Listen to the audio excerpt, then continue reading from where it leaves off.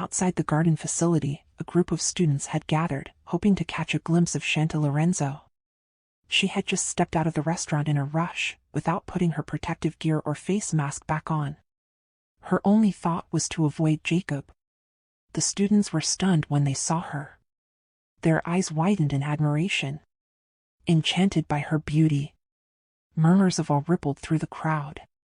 It was only then that Chanty realized she had forgotten to wear her protective gear. But it was too late. The students had already surrounded her, inching closer with curious, excited expressions. Instinctively, the two elven staff members positioned themselves in front of her, creating a barrier to keep the students at bay and maintain a safe distance. Behind her, Jacob stood protectively, both arms outstretched on either side of her as if shielding her from the crowd. His stance was firm, eyes scanning the growing commotion. The guides scrambled into action, attempting to control the situation and redirect the students and others who had wandered over from different areas of the garden facility. Chanty couldn't believe what was happening. Am I already this well known in the inner world? She thought, astonished. They recognize me this easily? She felt a wave of relief that this hadn't happened inside Vladimir's restaurant. Perhaps it was because the diners inside had been composed and refined, their attention fixed on their meals. She hadn't paid them much mind, and they hadn't paid much attention to her either. But now, back in the garden facility, chaos had erupted. And it was all her fault. Why did I rush out without thinking? She scolded herself. Why didn't I at least wear a mask? She felt the pressure of the crowd closing in.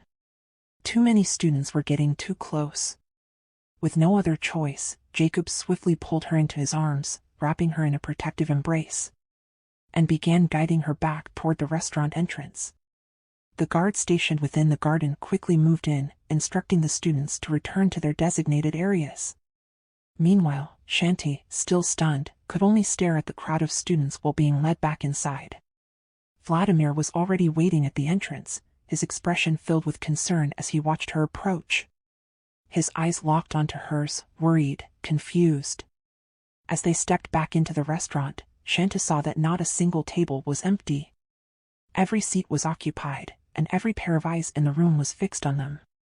The walls, made of clear glass, had given everyone inside a perfect view of the commotion that had just unfolded outside. Realizing the situation, Jacob scanned the restaurant for a place to sit. Seeing none, he quickly turned around and exited again. I'll be right back. I'm going to bring the vehicle closer to the exit, Jacob said firmly over his shoulder as he disappeared through the door. Chanty stood there, trembling slightly. Her body felt light, almost weightless from the rush of adrenaline. A stampede had nearly broken out, and if Jacob hadn't acted quickly, things could have gotten out of control. She turned to Vladimir, her eyes searching his face, but her mind was elsewhere, swirling with fragmented thoughts. Vladimir immediately called for a glass of water, urging a server to bring it for her. You should go home for now. Continue your activities here another day, Vladimir said gently, his voice barely above a whisper. The two elven staff members behind Chanty remained tense and vigilant, their eyes scanning the surroundings. Chanty, as if suddenly waking up from a daze, met Vladimir's gaze. Her body straightened, her breath slowed. She was beginning to recover from the shock. But Vladimir's gaze was deeper than concern, it was searching, conflicted. Without saying a word, Chanty turned sharply and made her way toward the door. But Vladimir moved just as quickly, grabbing her wrist before she could reach the handle. Chanty, don't go out. It'll happen again. Wait for Jacob, he pleaded, his voice filled with urgency and worry. She immediately yanked her hand free from his grip, her eyes narrowing as she looked at him with intensity. She wanted to say something, but the words caught on the tip of her tongue. Her thoughts were a mess, and her heart pounded in her chest. They stared at each other in silence. The tension between them was thick, electric. The rest of the restaurant fell quiet, eyes shifting back and forth between the two of them. Murmurs began to rise, soft whispers flowing like a tide throughout the room. Chanty noticed the judgmental stares from the diners, the silent critiques behind every glance. I'm leaving, Vladimir. "Don't follow me," she said through gritted teeth, each word sharp and heavy. Her eyes, now steely and cold, carried a clear warning. Vladimir, however, offered only a pained smile, his eyes heavy with emotion. He let out a deep sigh, then turned to the customers and gave a small, apologetic bow. "I'm truly sorry for the disturbance. Please, enjoy your meal," he said politely, trying to mask the storm within him. But when Vladimir turned around, Chanty was already walking away, her figure disappearing through the doorway. Just in time, Jacob arrived and immediately approached her. Without a word, he took her hand, and together they made their way toward the exit of the large building, the two elven staff following closely behind, alert and watchful of their surroundings. Some students were still lingering nearby, watching them intently, but the guards kept them from getting too close. Still, the murmurs didn't die down. Some students were insistent, eager to follow Chanty. Chanty quickened her pace, her steps sharp and determined. Jacob held her hand firmly, guiding her through the open path ahead. In the distance, she spotted their vehicle waiting. But suddenly, a small group of students broke away from the guards and dashed out of the building, trying to follow her. Seeing the situation escalate, Jacob didn't hesitate. He scooped Chanty into his arms and sprinted toward the vehicle.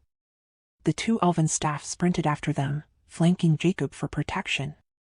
Vladimir, too, ran after them, his heart pounding as he tried to catch up. The students followed, their excited voices echoing across the open space. They just wanted one last glimpse of Chanty. By some miracle, Jacob reached the vehicle just in time. He opened the door swiftly and ushered Chanty inside, slamming the door shut behind her. With quick hands, he buckled her in, his eyes scanning her face for any sign of distress. Chanty sat frozen, her eyes wide as she stared out the window.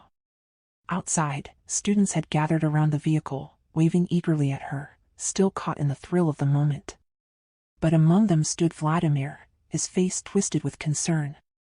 Yet anger simmered just beneath the surface as he glared at the unruly students who refused to listen to the guards.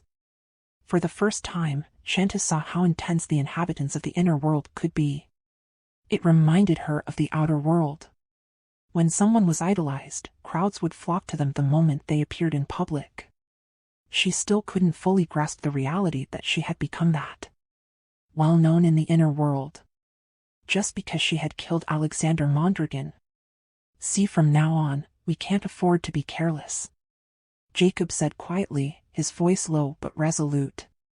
"It's better if they don't recognize you. That way, they won't become obsessed." Chanty turned to look at him but said nothing.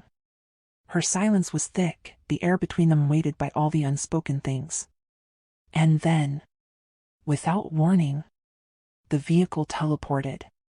In a blink, they reappeared within Chanty's personal dome. The door opened, and before Jacob could say a word, Chanty stepped out abruptly without even looking back. No goodbye.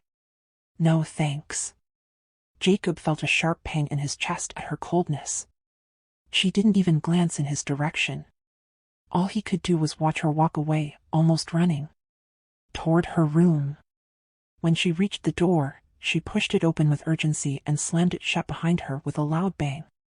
Still without a backward glance, Jacob remained in the vehicle with the two elven staff, watching that door for a few seconds longer before the vehicle sealed itself again to deliver him to his own building. When Jacob returned to his quarters, he stripped off his jacket and polo shirt in one swift motion and threw them onto the bed.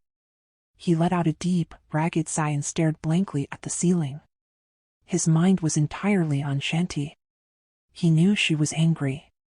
Even if she had let him touch her earlier, he could still feel the coldness in the way she treated him after. There was no warmth left. In frustration, Jacob ran his fingers through his hair and gripped it tightly. He was angry at himself. He had let his jealousy get the better of him. Seeing Vladimir show affection toward Chanty had rattled him more than he liked to admit. His professionalism as her guardian had slipped. He knew it. He was supposed to protect her, not get personally involved. But no matter how hard he tried to bury his feelings, the truth was undeniable. Vasper already had Chanty's heart. There was no hope for him anymore. Chanty and Vasper were practically engaged. The only sliver of hope left was if their plans against Vasper succeeded. Only then would Chanty be free again. He wanted to say sorry. He wanted to tell her everything. But she hadn't given him the chance. And more than anything, he couldn't forget the fear in her eyes earlier, that pure terror during the chaos. His thoughts were interrupted when his device suddenly buzzed to life. His assistant's voice came through, "You've been summoned by the king." Jacob didn't hesitate. He grabbed the clothes he had thrown on the bed, quickly put them back on, and exited his room. Waiting outside was the vehicle that would take him straight to the palace. The home of King Elandr Valinor. Meanwhile, Chanty had already changed into a lace dress. She stood in front of her mirror, gently towel-drying her damp hair. She had taken a shower the moment she arrived in her room, trying to wash off the weight of the day. But her mind remained trapped in the earlier events at the garden facility.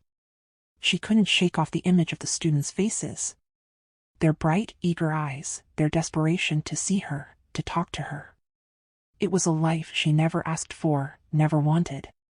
Yes, she had made it to this distant world, but the cost had been her freedom. Her choices were slowly slipping away. And then there was Vladimir. Another thorn in her already tangled thoughts. She didn't want to be the reason the two brothers, Vladimir and Vasper, would fight. Especially not because of her. She let out a soft sigh, staring into her own reflection, wondering if she was still in control of her fate. Or if it had already been taken from her the moment she stepped into the inner world.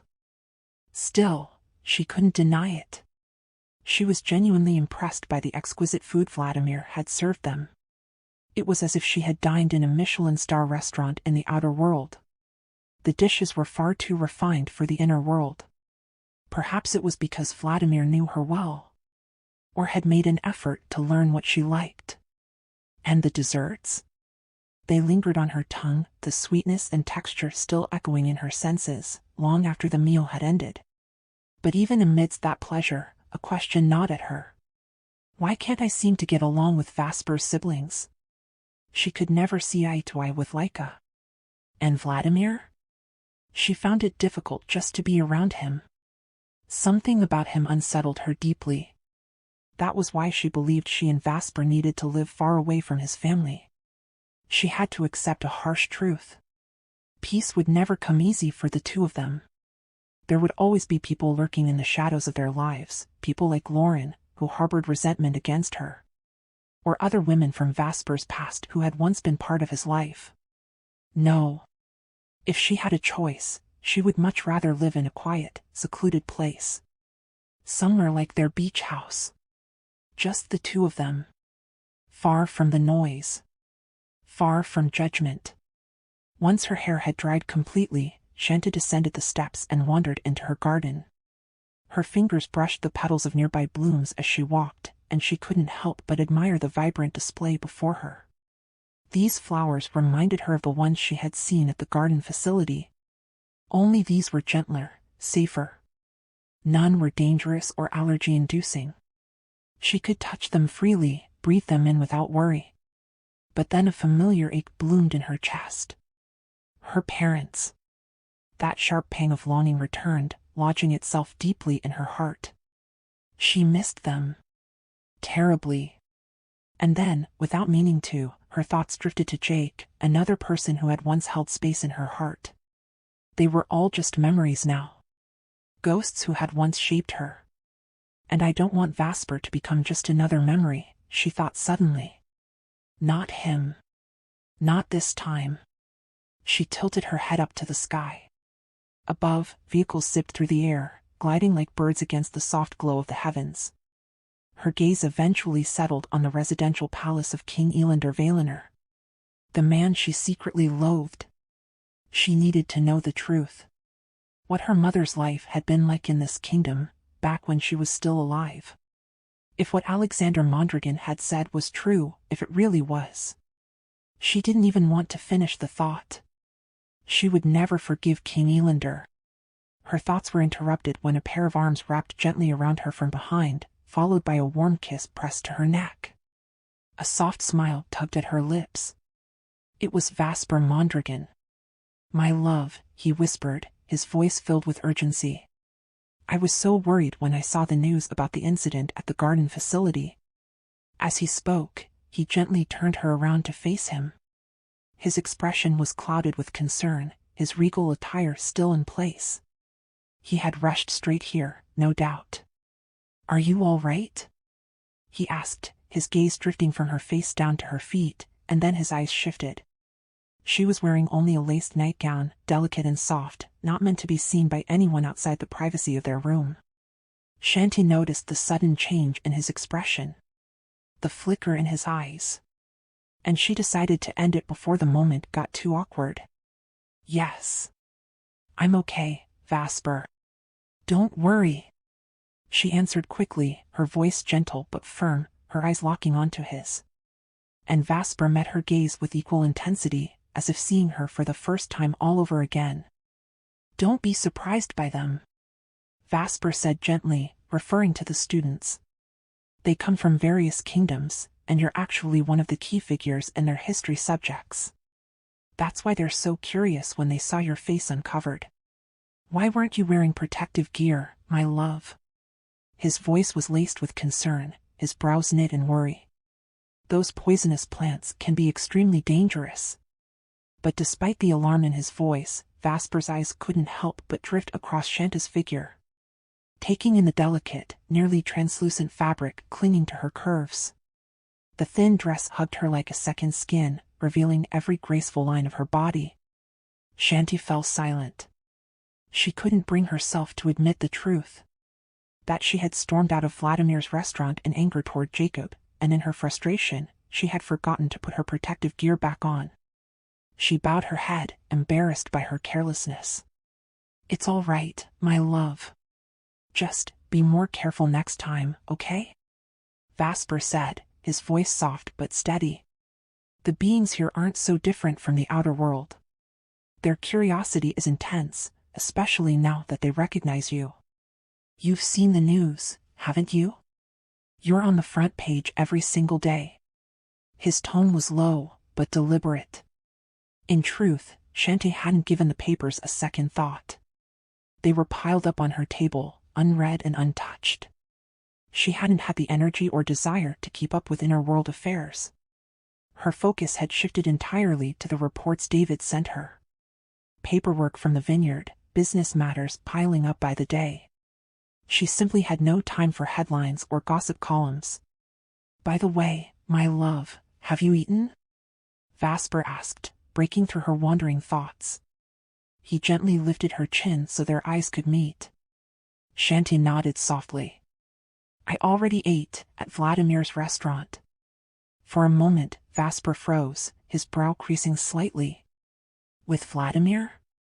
he asked, curiosity sharpening his voice. "Yes," Chanty replied. "He personally attended to us. The restaurant is just next to the garden facility. One of the staff brought us there." Vasper gave a slow nod, though his thoughts ran deeper than he let on.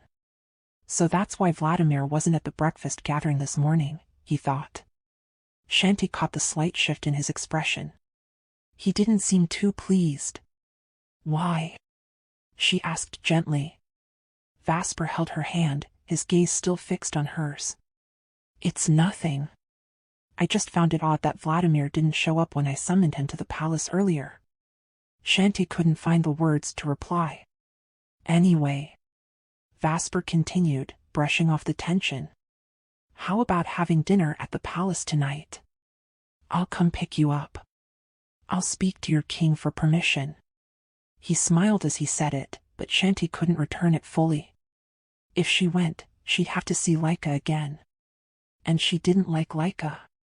Not her presence, not her energy. Laika reminded her too much of Lauren, and that was enough to make her stomach twist. Still, she didn't want Vasper to sense her reluctance. "Please?" Vasper asked, his voice soft with hope, eyes searching hers. "I want to introduce you to all my siblings. Tonight's our last dinner together before my coronation." Chanty gave a reserved smile, nodding. Of course, Vasper.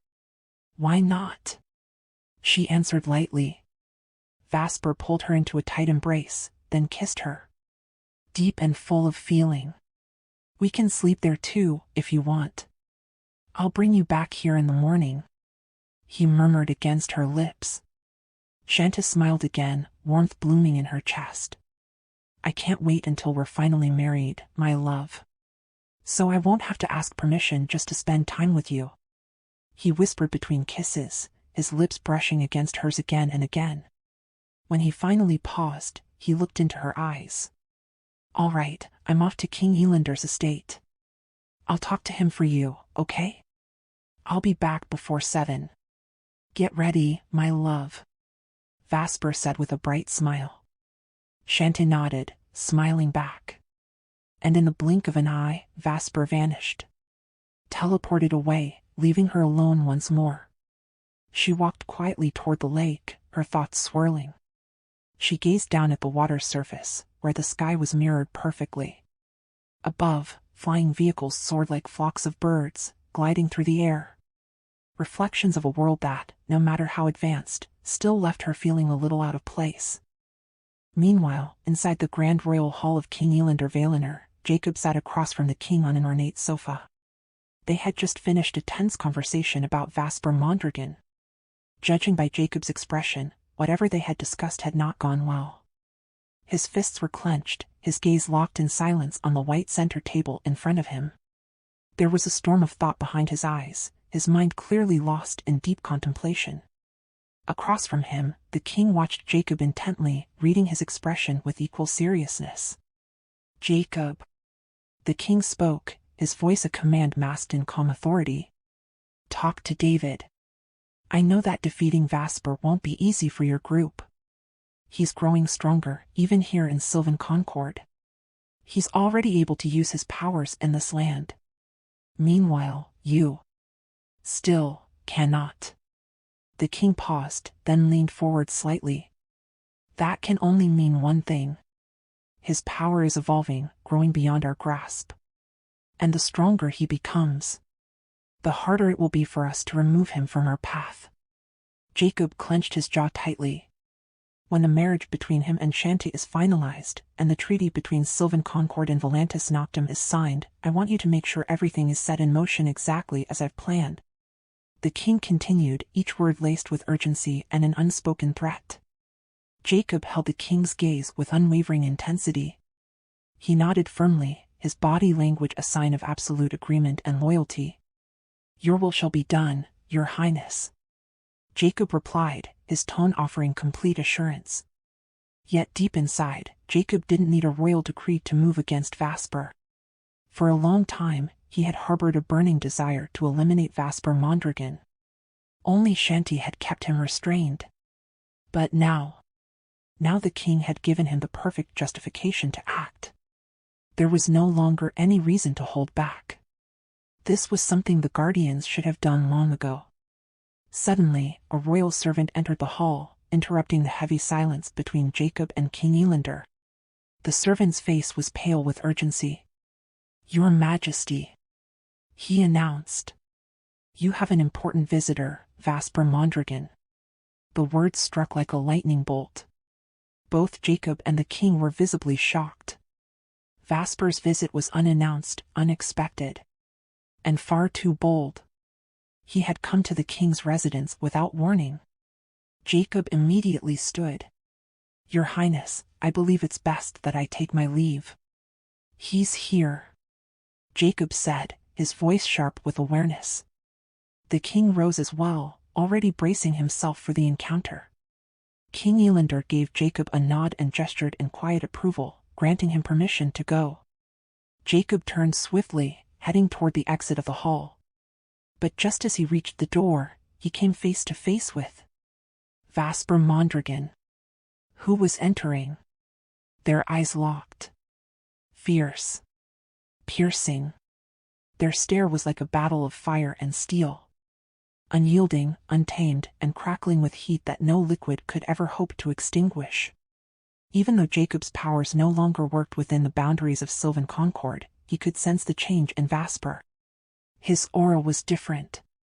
Sharper, more agile. The definition of his body hinted at growing strength, evident in the way he stood, the way he moved. There was something feral and dominant in him now that hadn't been there before. Jacob pushed past him silently, exiting the hall. Outside, he approached his vehicle, ready to return to his own building. But just before boarding, he paused. He closed his eyes and tried to use his hearing ability, hoping to catch even a sliver of the conversation between the king and Vasper. But there was nothing. His powers refused to work. He focused harder, attempting to summon his signature blue fire. But still, nothing. Only the veins in his temples throbbed with effort. No flame. No magic. Here, in this kingdom, he was ordinary. Mortal. Powerless. How then? He thought. Is Vasper able to wield his power on this land? This unexpected shift in Vasper's abilities was more than just a mystery. It was a threat. A growing one.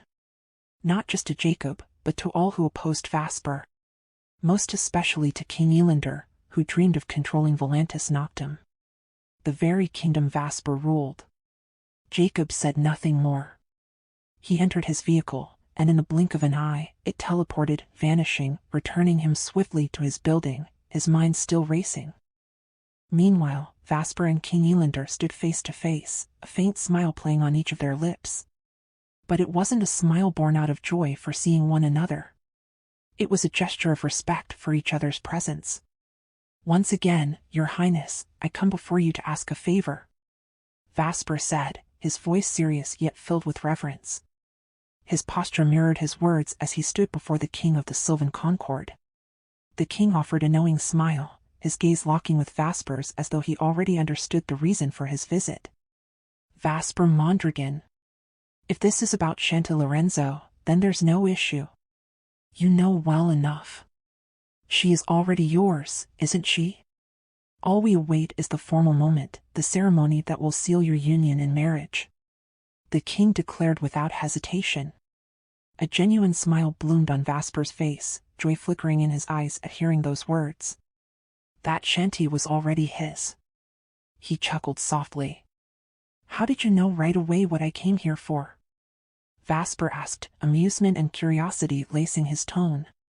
King Elander stepped closer to Vasper, closing the gap to barely a foot between them. He placed a hand gently on Vasper's shoulder. Of course, Vasper. When it's about Chanty, you come here yourself.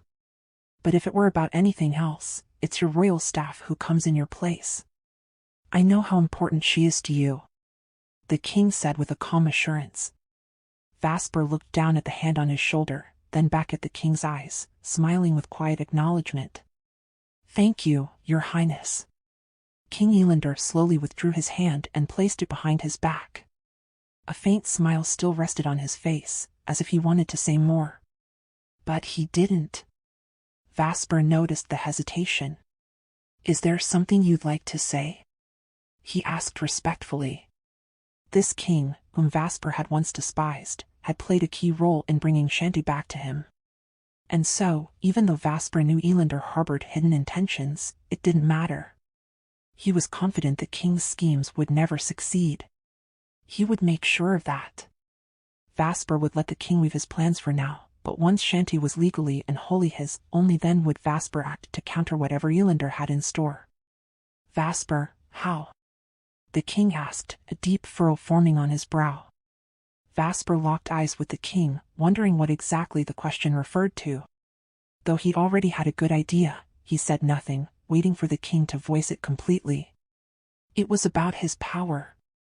Why it still worked in the land of Sylvan Concord, where foreign magic was meant to be powerless. Vasper patiently waited for the king to speak his thoughts aloud. How does your power work here, in my kingdom? The king finally asked, voicing the doubt he had carried. Vasper gave a slight smile. Of course the room where Chanty stayed was under surveillance. His powers, particularly teleportation, were only ever used there. And where else? Oh, right, the Golden Bath. He thought. That's where Lauren Valerian saw us. Perhaps she mentioned it to the king. Or maybe it was caught by their surveillance too. He had no intention of hiding his abilities. He didn't mind if others knew, not even his enemies. Your Highness, to be honest, I don't know why. When I first found out, I was shocked myself. I didn't expect my powers to function within your kingdom, Vasper said in a soft but clear voice. The king fell silent, studying Vasper's expression as if trying to read the contents of his mind. A moment of stillness passed. Then the king broke the silence. And how did you come to know about it? May I ask? Even though Vasper already knew the answer, he wanted to hear it directly from the king. King Elander smiled faintly, his expression betraying a trace of embarrassment. Clearly, he hadn't expected Vasper to ask that. You see, Vasper, the king began, one of the ways we ensure Chanty's safety inside her dome is through security surveillance, both outside and within her room. But don't worry. The surveillance is infrared only, monitored exclusively by elven staff. It's the same system used in the Golden Bath. The king said this in a tone meant to reassure Vasper, making it clear that Chanty, his betrothed, would never be exposed to wandering eyes. Vasper smiled again. You may check it yourself, if you wish, to confirm what I've told you. You're welcome to see how Chanty Lorenzo is guarded by the elven staff. The king offered quietly. Vasper gave another smile. I already checked, Your Highness. And I know you're aware my powers have worked here in your realm, he said, his eyes never leaving the king's face, watching his expression closely. King Elander let out a soft laugh. Ah, I see. You're always one step ahead, Vasper. The king chuckled. Yes, Your Highness.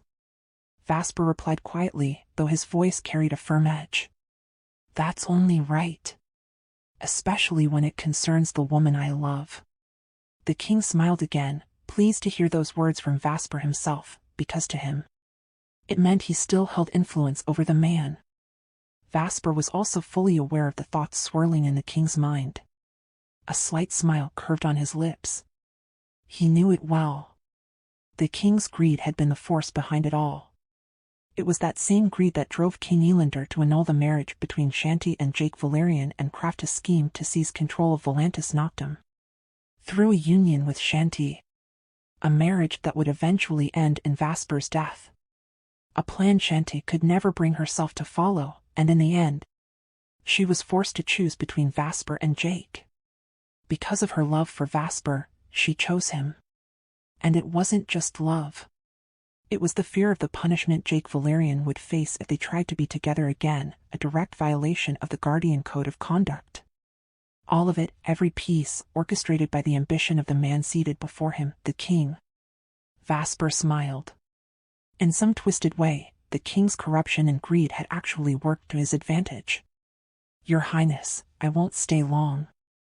I have much to attend to at my palace. This evening, I will come to retrieve Chanty. Tomorrow morning, I'll return her for her activities here in Sylvan Concord, Vasper said with a respectful bow before the king. Very well, Vasper. Continue with what you must do. I have no objections regarding Chanty.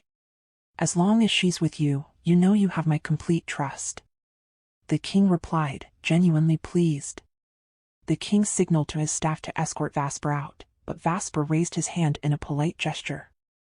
A smile on his lips as he looked the king in the eye. In the blink of an eye, Vasper disappeared from before King Elander Valaner. He had teleported. The king's expression changed at once. His gaze sharpened, fixed on the spot where Vasper had just stood. His mind was set. He had to eliminate Vasper Mondragon before it was too late. If left unchecked, Vasper could become like his father. Unmatched in power, immune to opposition no matter how mighty his enemies. Why hadn't he realized sooner that he should have taken Vasper into account before Chanty Lorenzo ever lost the Sword of Destiny? That was the regret that gnawed at him now. Underestimating the power of Vasper Mondragon. And perhaps Vasper might grow even more powerful than his father, Alexander Mondragon. Unlike Alexander, who could not leave the boundaries of his own kingdom, Vasper had the ability to walk beyond Velantis Noctem. That made him a far greater threat. The plan had to move forward immediately. There must be no other powerful entity within the inner world besides those of his own kingdom. The kingdom of Sylvan Concord. He had already managed to eliminate several powerful beings from other kingdoms with the help of Chanty Lorenzo's mother in the past. Now came the turn of Vasper. And after him, Alexander Mondragon of Velantis Noctem. He would deal with Alexander once Vasper was out of the way. Meanwhile, Vasper returned swiftly to Chanty's room, just as she arrived back from the garden. She was searching through her wardrobe, deciding what to wear for the dinner Vasper had prepared with his siblings. She let out a small squeal of surprise as Vasper suddenly wrapped his arms around her from behind. They both laughed, but their giggles were soon overtaken by a soft moan as Vasper pulled her into a passionate kiss, his lips claiming hers. "I won't stay long, my love," he whispered against her lips, breaking away gently. "My guests are already waiting. They'll wonder where I've disappeared to."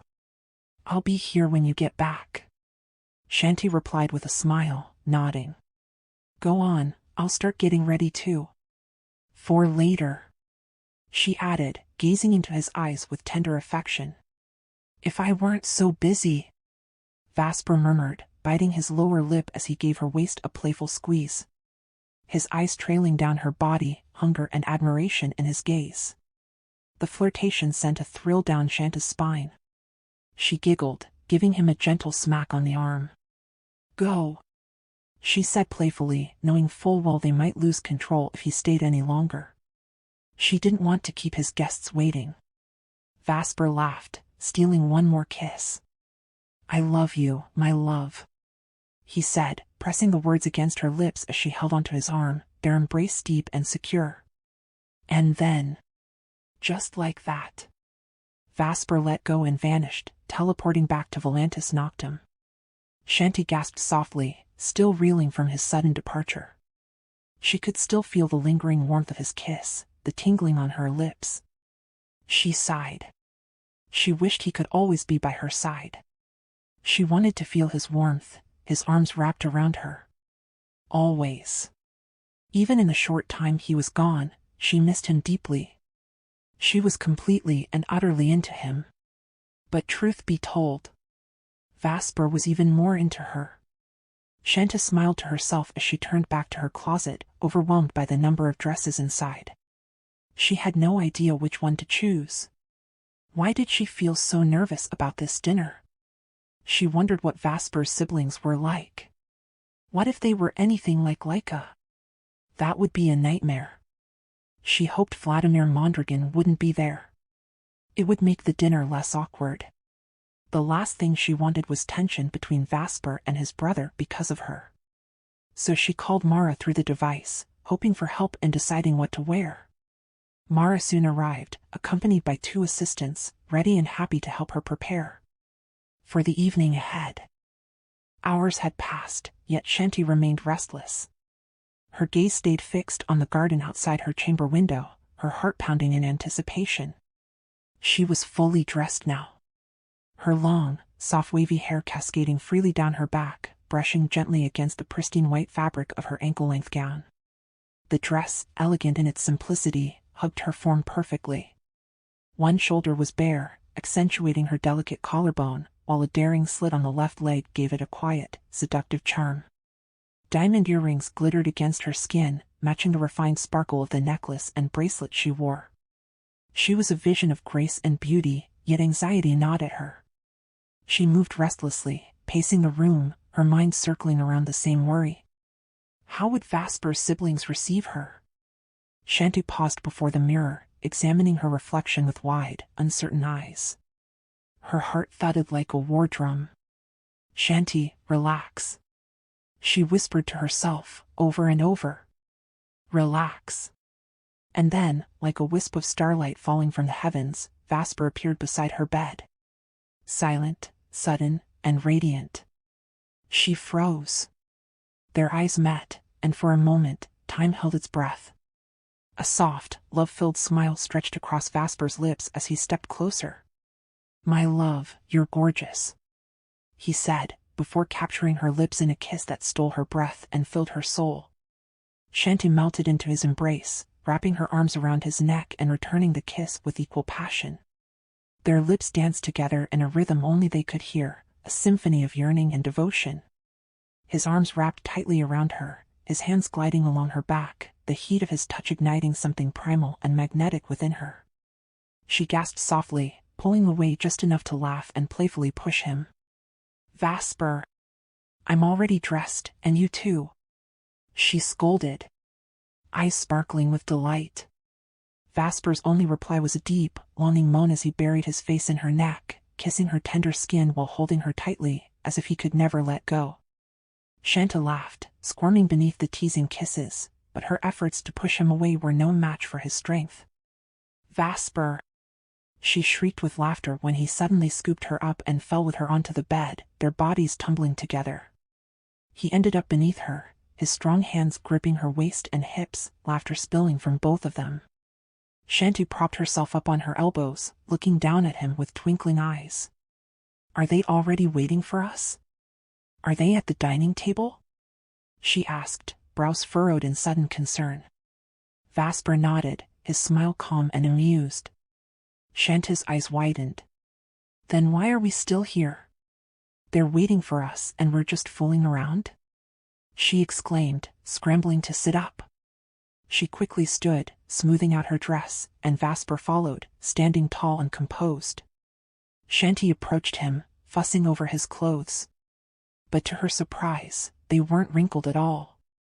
The fabric was clearly of royal quality, luxurious and resistant to creases. She made a mental note of how different even his garments were. Fit for a king. Then Vasper's demeanor shifted. His expression turned solemn as he reached into his coat pocket. Chanty stilled, watching him curiously. Vasper lowered himself to one knee before her, his eyes never leaving hers. Her heart stopped. He opened a small red velvet ring box, revealing 2 radiant rings. A red diamond and a pink diamond. The very same rings he had once given her in a different time, a different chapter of their story. Will you marry me, my love? He asked, his velvety voice thick with emotion. Tears sprang to Chanty's eyes as she looked down at the rings, then back at the man kneeling before her. Her voice trembled with joy. Yes, she whispered, her heart swelling. Yes. Tears streamed down her cheeks, and laughter bubbled from her lips as Vasper slipped the rings onto her finger. First the red diamond, then the pink. They glistened like magic on her slender, candle-like fingers. Vasper lifted her hand to his lips, kissing it reverently before rising to his feet and gathering her in a tight embrace. Thank you, for coming back to my life, my love. He murmured against her forehead, then kissed her cheek. Then her lips again, long and slow and overflowing with love. When they finally pulled apart, Vasper gently wiped the tears from Chanty's cheeks. You're so beautiful, my love. Chanty, still smiling through her tears, reached up to wipe his own tears with her thumb. Their foreheads rested together for a moment. Are you ready? Vasper asked softly. Chanty nodded, her heart calm now, wrapped in his warmth. Without another word, Vasper pulled her close by the waist and kissed her deeply once more. In that moment, their surroundings shimmered. And in the blink of an eye, they disappeared from her chamber. They reappeared inside the royal dining hall of Velantis Noctem. Chanty gasped softly as they broke the kiss, her breath stolen not just by his lips, but by the breathtaking beauty surrounding her. The dining hall was immense, grand enough to humble even the most extravagant palaces she had ever seen. The walls shimmered with a regal motif of black, gold, and deep red. Crystal chandeliers, studded with precious stones, hung from a ceiling carved with ancient runes and swirling patterns of magic. The floor was crafted entirely from luminous, transparent crystal that glowed softly beneath their feet, casting ethereal light through the entire room. Even the long dining table was a masterpiece. Crafted from polished obsidian and inlaid with veins of enchanted gemstones, glowing subtly with every color of the spectrum. The chairs were thrones in their own right, each sculpted from rare materials and cushioned with velvet. It was a place that pulsed with power. Chanty felt like she had stepped into a fantasy realm beyond her wildest dreams. At the table sat Vasper's siblings, already gathered and waiting. At the very end of the table, in the seat directly across from the king's chair, sat Alexander Mondragon. Her presence as commanding and cold as ever. Vasper's throne, elegant and imposing, stood at the opposite end. And now, all eyes turned toward them. Towering ceilings arched high above, adorned with intricate gold moldings and floating chandeliers encrusted with blood-red rubies and black diamonds. The walls were draped in rich crimson tapestries, embroidered with the sigil of Velantis Noctem. A silver-winged dragon coiled around a crescent moon. Every corner sparkled, not from illusion, but from true magic embedded within crystal sconces and enchanted firelight. At the head of the table sat Vasper Mondragon, his presence calm yet commanding. Beside him was Chanty, radiant in her elegance, her ring catching the light like a star. Across from them, at the far end of the table, sat Alexander Mondragon, sharp-eyed and poised, watching everything with quiet calculation. Vasper's siblings, 8 in total including himself, had arrived earlier, each seated according to their rank or closeness.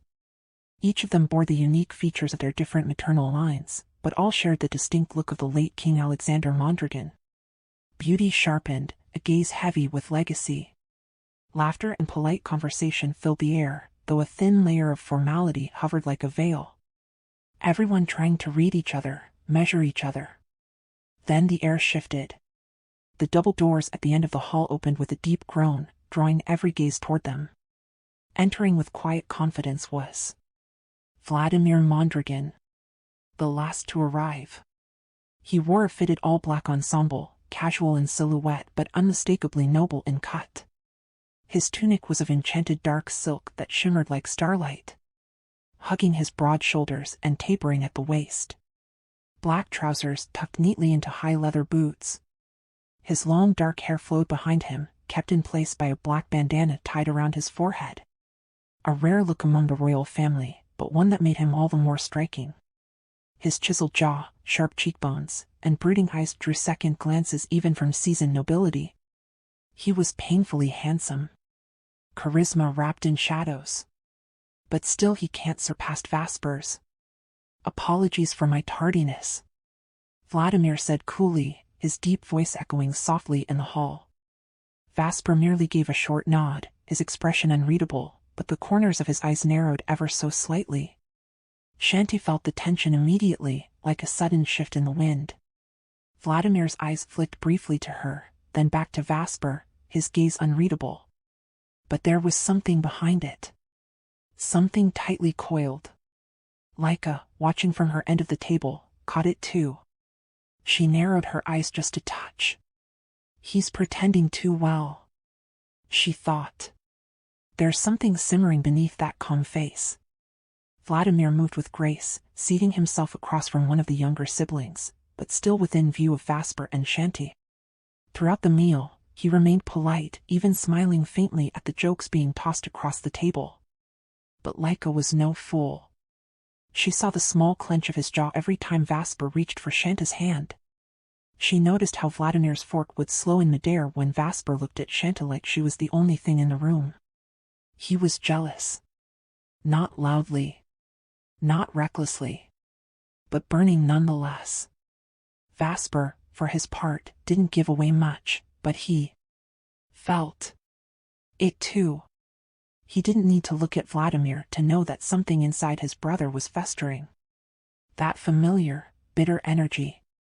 The same kind their father had once warned them about. Masked envy hiding behind noble charm. Still, Vasper continued on as if nothing had changed, pouring Chanty a glass of wine, brushing a strand of hair behind her ear, whispering things only she could hear. But behind the warmth in his voice, behind the flicker of laughter in his eyes, he was sharpening his senses. This wasn't just a dinner anymore. It was the beginning of something else entirely. In the middle of their dinner, as silverware softly clinked against fine porcelain and golden chandeliers bathed the hall in warm, opulent light, Vasper stood from his seat. His movement graceful, commanding attention without raising a voice. All heads instinctively turned. He extended his hand toward Chanty, his gesture gentle, almost reverent. "Come," he said softly, and when her fingers settled in his palm, he lifted her with care, as though she were the rarest gem in all the realms.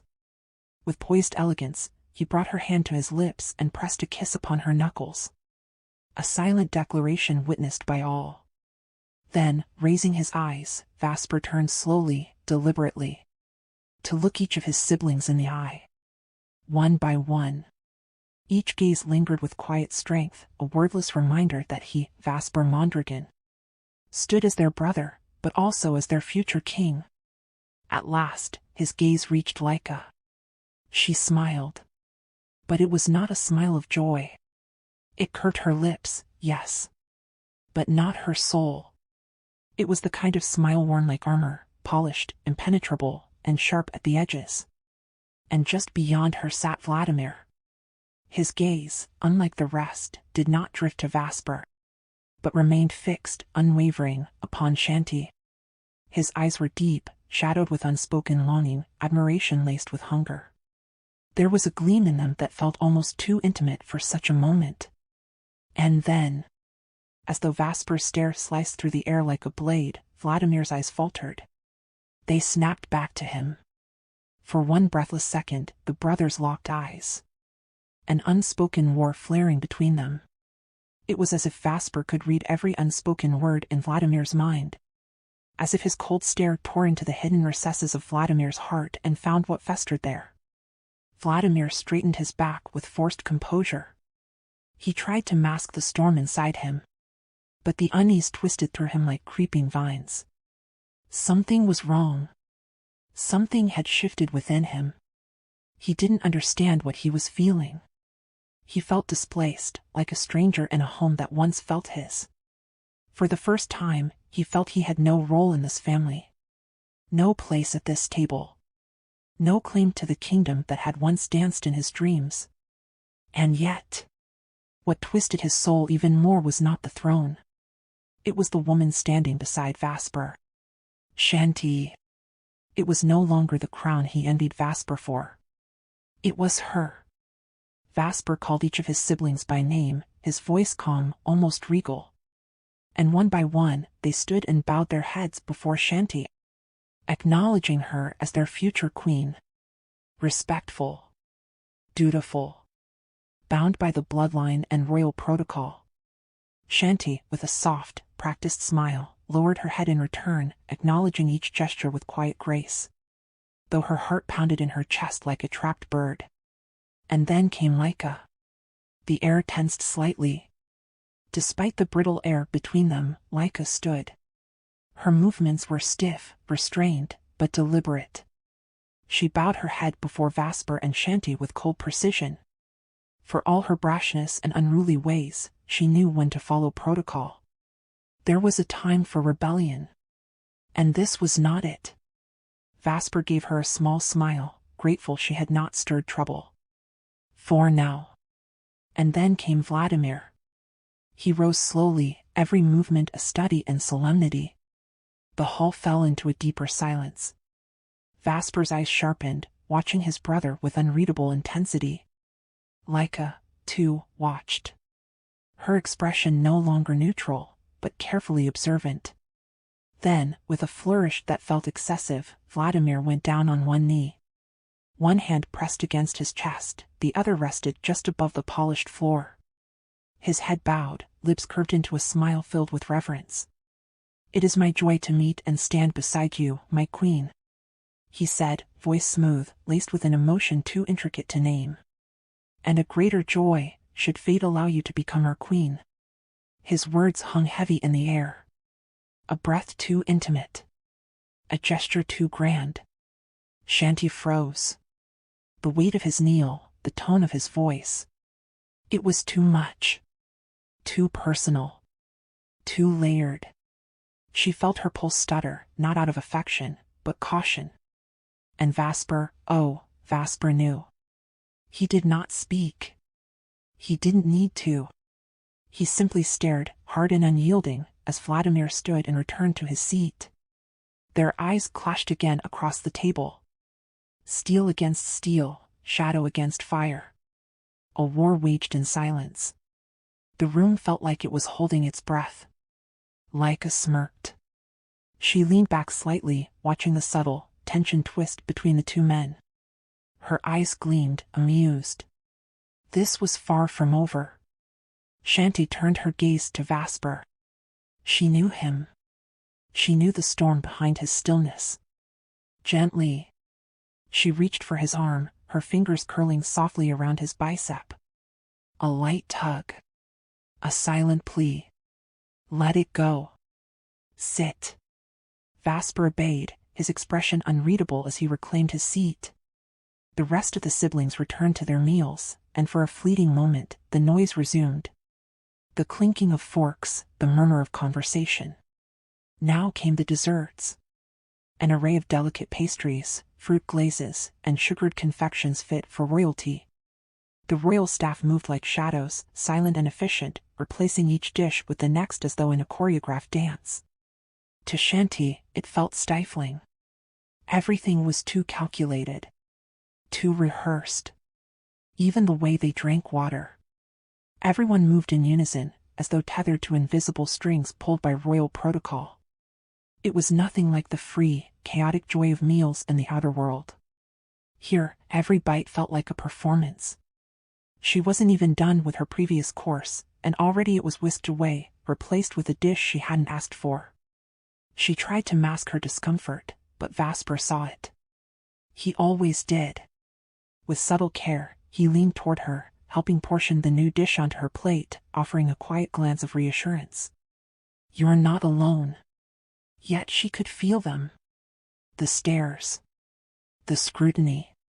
Each of Vasper's siblings was watching her, dissecting every twitch of her fingers, every movement of her lips, every sip from her goblet. And then Vladimir broke the silence again. You'll get used to it, Your Highness, he said smoothly, his voice slipping through the quiet like oil on silk. Once you're here every day. It's difficult at first. I know your life outside the palace was different. He twirled the golden fork in his fingers, its tines glinting under the chandelier. A piece of steak lingered at its tip. But here, he continued, his smile practiced. So many eyes will always be on you. He lifted the bite to his lips, but just before he took it, he looked at Chanty once more. Only this time. Vasper met his gaze. And it wasn't a look. It was a warning. Dark. Deep. Absolute. A wordless command that said, stay in your place. And for a moment, Vladimir's smirk faltered. Because in that single look, Vasper reminded him this wasn't just a dinner. This was a battlefield. And Chanty was not for the taking. Vladimir answered Vasper's piercing gaze with nothing but a faint, almost calculated smile. A subtle deflection cloaked in charm. Let it be, my love. Just for tonight, Vasper said in a voice like velvet, soft and tender as the hush between heartbeats. We can eat somewhere else next time, in the garden, if you'd like. I'll take you there after dinner. Chanty managed a gentle smile, but her body betrayed her. A coldness crept into her veins, the kind that didn't come from temperature, but from the sudden surge of self-doubt. Right then and there, she felt small. Like a misplaced jewel in a crown not meant for her head. A queen, yes, but she didn't feel like one. Not under those scrutinizing gazes. Not in that throne-like chair. Vasper sensed it immediately, as if her discomfort echoed into him like a shared heartbeat. Beneath the table, hidden from all eyes, he squeezed her hand. A silent vow, a promise that she didn't have to do this alone. And besides, he added, his voice low and assuring, you will be the queen of this palace. You can change everything. According to your desires, my love. His words were a soothing balm, but across the table, Vladimir had grown quiet, his eyes sharp, expression unreadable, as he shifted his gaze between his brother and Chanty. Then like a soft laugh broke the tension, delicate as glass. Yet sharp beneath the surface. Not everything can be changed, Your Highness, she said smoothly, with a calmness that rang louder than a scream. Decisions must be passed through the council before anything is final. Heads turned toward Laika, her words slicing through the warm air like a cold blade. Yes. I know. Vasper answered shortly, dismissing her without looking away from Chanty. Then he brightened, redirecting the moment. Anyway, my love, let's eat. Let's finish our meal so everyone can rest. I know you're all tired. With that, everyone returned to their food, the atmosphere loosening just enough to breathe. But the undercurrents still churned silently beneath the surface. A moment later, one of Vasper's sisters, a striking young woman named Crimson, placed her fork down and looked at Chanty with genuine awe. Her eyes shimmered like the gemstone she was named after, twin rubies glowing against her pale, ethereal skin.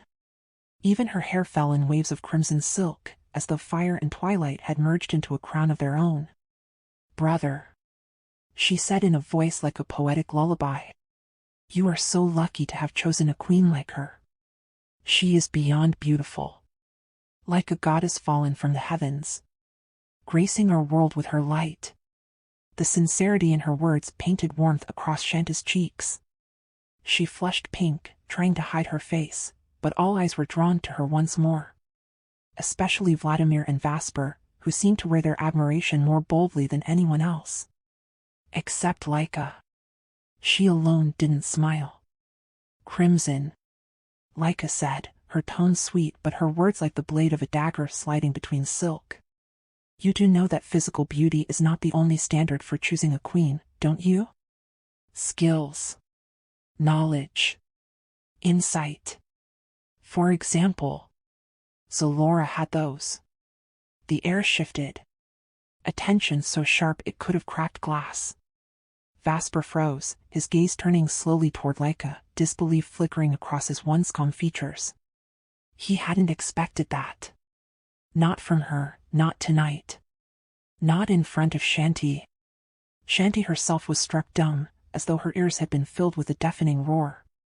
The roar of her own heartbeat crashing like thunder inside her chest. Her hands trembled beneath the table, her breath catching in her throat.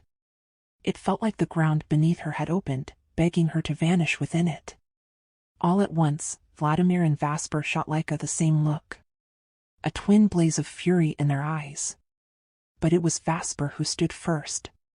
The chair scraped against the crystal floor, loud and final, a prelude to his rising fury. Laika! His voice cracked like lightning, thundering through the golden hall. Even the royal staff flinched, some nearly dropping the trays they held. Everyone in the room stilled. No longer just curious onlookers, but witnesses to a storm that had just begun. Do you realize what you've just said? His voice didn't just echo. It reverberated through their bones. In front of me? In front of your future queen?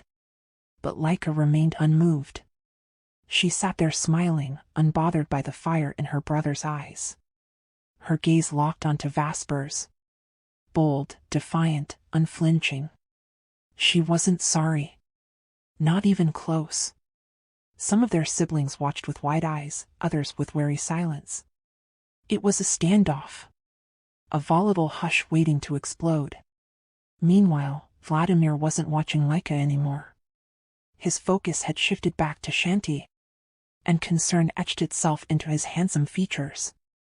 He saw the shimmer in her eyes, the way she gripped the edge of the table like she was holding on to reality.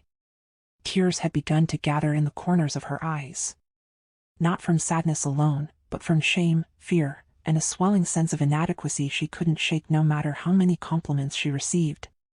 Still, she held them back with every ounce of strength she had left. And Vasper saw it all. And that changed everything. Laika scoffed. Sharp, bitter, cutting. The sound was low but laced with fury. Oh, come on, she snapped, her voice rising like a wave about to crash. Vasper, that's the only criticism she'll get. She has no idea what's coming when she becomes queen. You both should know that by now. She'll have to face the councils of the dragons. And yet, a simple opinion from me wounds you like this? Her voice grew louder, tinged with disbelief and defiance. "Is your patience really that thin?" she cried. "You coddle her so much, you're making her weak, so fragile she'll shatter the moment she's faced with real critics. Especially in front of Zalora's parents." The moment cracked as Laika stood abruptly, her chair scraping back as she slammed her napkin down on the table. Flames flickered from her hand. A sudden burst of her temper, her power. But the fire was extinguished instantly when Vasper shot her a warning look so sharp it could have silenced a storm. Every soul at the table stiffened. Alert, tense, waiting. Vladimir rose then, calm but firm, his tone tight with authority. "That's enough, Laika," he said, standing between her and the rest like a wall. "You don't confront guests like that. Even the simplest protocols demand respect." Laika turned her piercing gaze toward Vladimir. Eyes like daggers. But no words came. She was caught, cornered by truth. And so, with a stiff breath and trembling fury, she spun on her heel. Her heels clacked sharply against the floor, each step loud with anger as she stormed from the hall without a word of parting. All eyes followed her. And then, silence. Vasper trembled. His whole body shuddered as he turned back to Chanty, and what he saw shattered him. She was standing, motionless, silent, her face turned toward the door Laika had exited through. Tears streamed freely down her cheeks, glistening like diamonds under candlelight. Without hesitation, Vasper crossed to her and pulled her into his arms, holding her as though she might vanish if he didn't. He wiped her tears with shaking fingers, kissed her cheek, her lips, her forehead. Each touch an apology. "My love, I'm so sorry," he whispered again and again. "If this is what Laika did to you, please forgive me. I'm so sorry. I didn't want this. I never wanted this for you." And as he held her, kissed her, soothed her, Vladimir watched. Standing nearby, fists clenched at his sides, chest tightening with every heartbeat. He wished. Gods, how he wished that he were the one comforting her. That he was the one she turned to for safety. For solace. For love. His hand curled into a fist atop the table, the golden napkin beneath it crushed and crumpled. He felt heavy. His limbs, his chest, his heart. He couldn't move. But the king had spoken. And so he must. Across the table, Vasper's other siblings sat in stunned silence. Some looked to Chanty with soft sympathy, others with neutral expressions. The room was split. Some silently aligned with Laika, others silently drawn toward Chanty. No one spoke. Then, Vasper gave a slight wave. A silent dismissal. A royal command. One by one, the siblings rose and began to leave, some slower than others. All quiet. But Crimson remained seated, unmoving, her eyes wet with compassion. She looked at Chanty with a deep, aching tenderness. A sister's sorrow. "I'm so sorry," she murmured gently as she stood at last. Her gaze lingered on Chanty and Vasper, her voice trembling with sincerity. "I didn't mean for things to turn out like this." Shanta lifted her gaze to meet hers, eyes swollen with tears. But in them was no blame, only quiet heartbreak. "This isn't your fault, Crimson," Vasper said without letting go of Chanty. "You've done nothing wrong." Crimson stepped closer, her voice softer still. "Don't worry about me. I'm okay," Shanta said with a faint, wavering smile, a lie painted over heartbreak. She didn't want anyone else to carry her pain. Crimson nodded, but sorrow still clung to her. "Come on, Crimson," Vladimir said softly, suddenly at her side. Together, they left the hall. The massive doors groaning shut behind them. Just before the doors closed, Vladimir glanced back. His eyes landed on the image he wished he could erase from his soul. Chanty in Vasper's arms, their lips pressed together, his embrace tight with desperation and love. A portrait of passion and protection. A scene Vladimir had never imagined would wound him so deeply.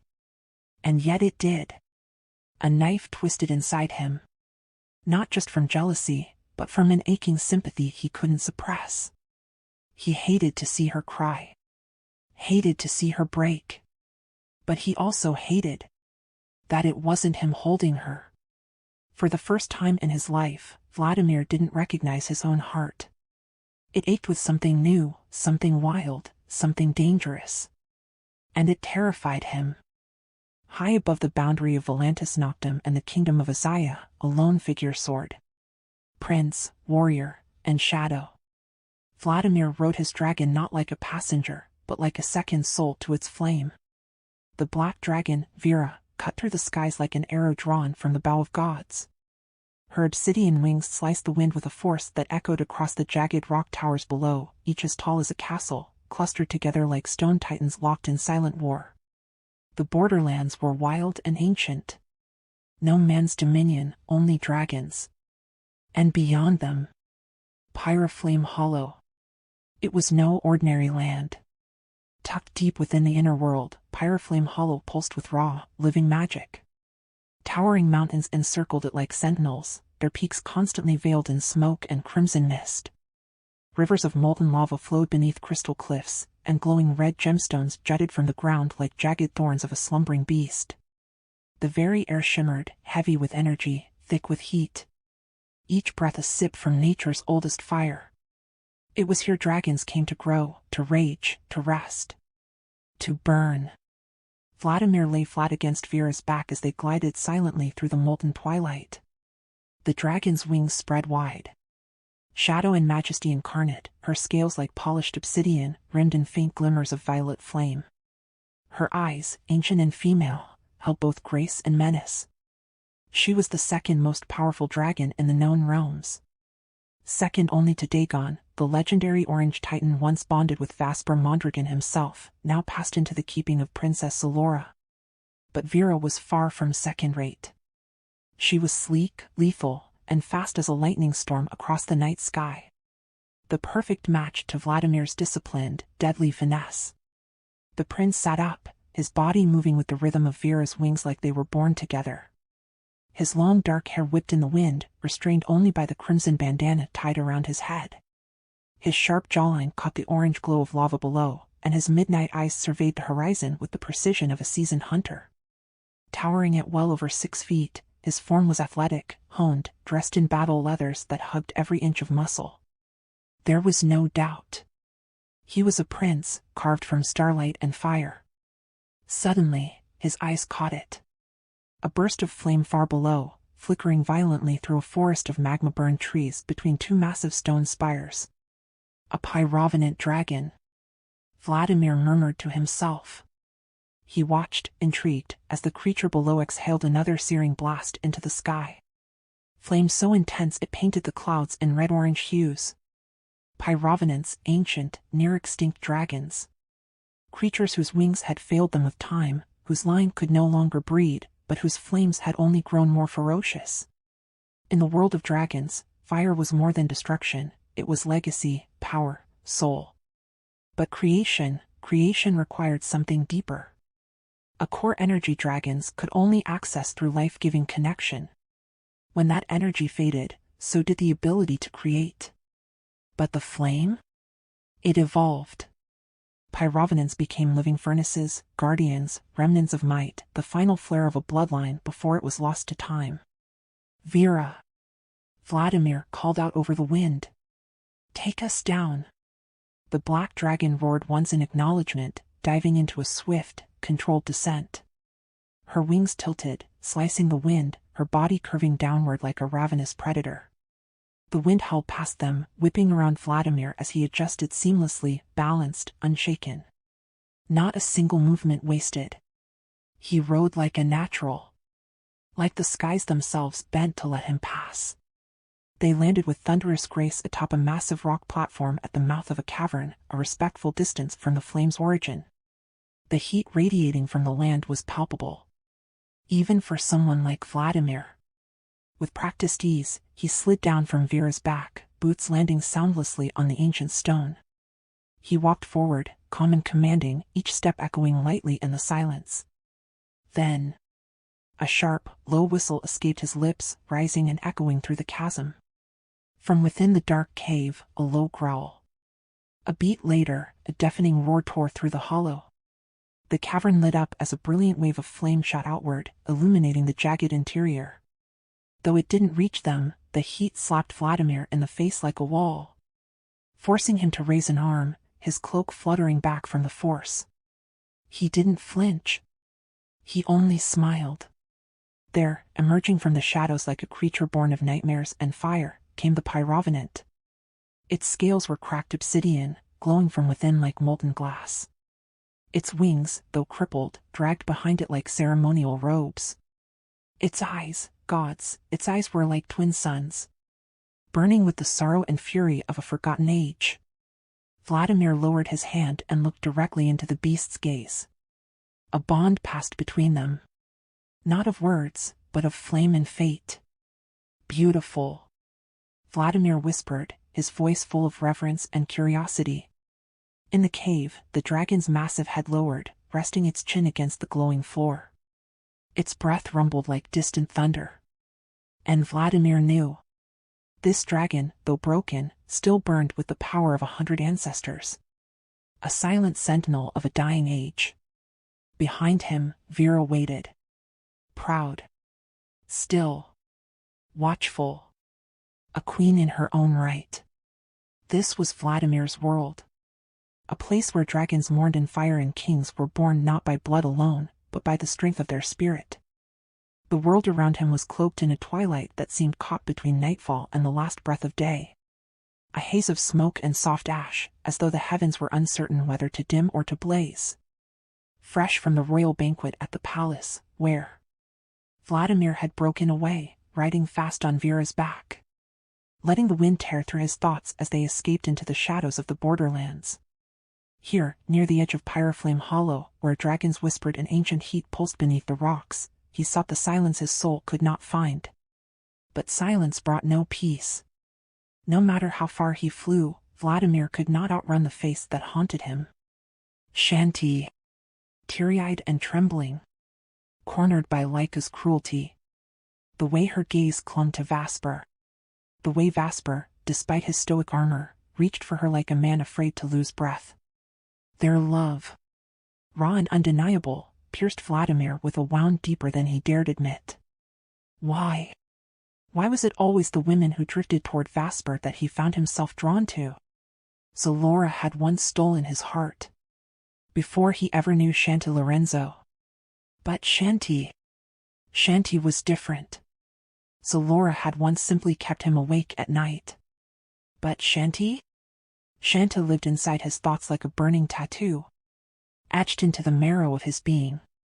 Perhaps it was the forbidden pull, or perhaps it was the flicker of intimacy he had witnessed, the recordings, the stolen images of Chanty and Vasper in the most vulnerable of moments. But hadn't he once seen Zalora bathe naked beneath a waterfall, the way a man sees and forgets? And yet Chanty lingered. He had tried, of course. Let the heat of other women soothe him. Let skin and breath and sweat erase her name. But Chanty could not be undone. With a long, ragged sigh, Vladimir sat on the edge of a stone ledge, legs bent, elbows resting on his knees. Behind him, Vera lay coiled like a sleeping tempest, her breath slow and hot, golden eyes fixed on him with quiet concern. Around them, the breath of other dragons rumbled through the rocky air, slow and deep. The heartbeat of a realm that never truly slept. He didn't want to go home. He knew what waited there. His mother, Lady Havana, would summon him with that mix of noble grace and steely expectation. Zalora would seek him out, demanding answers.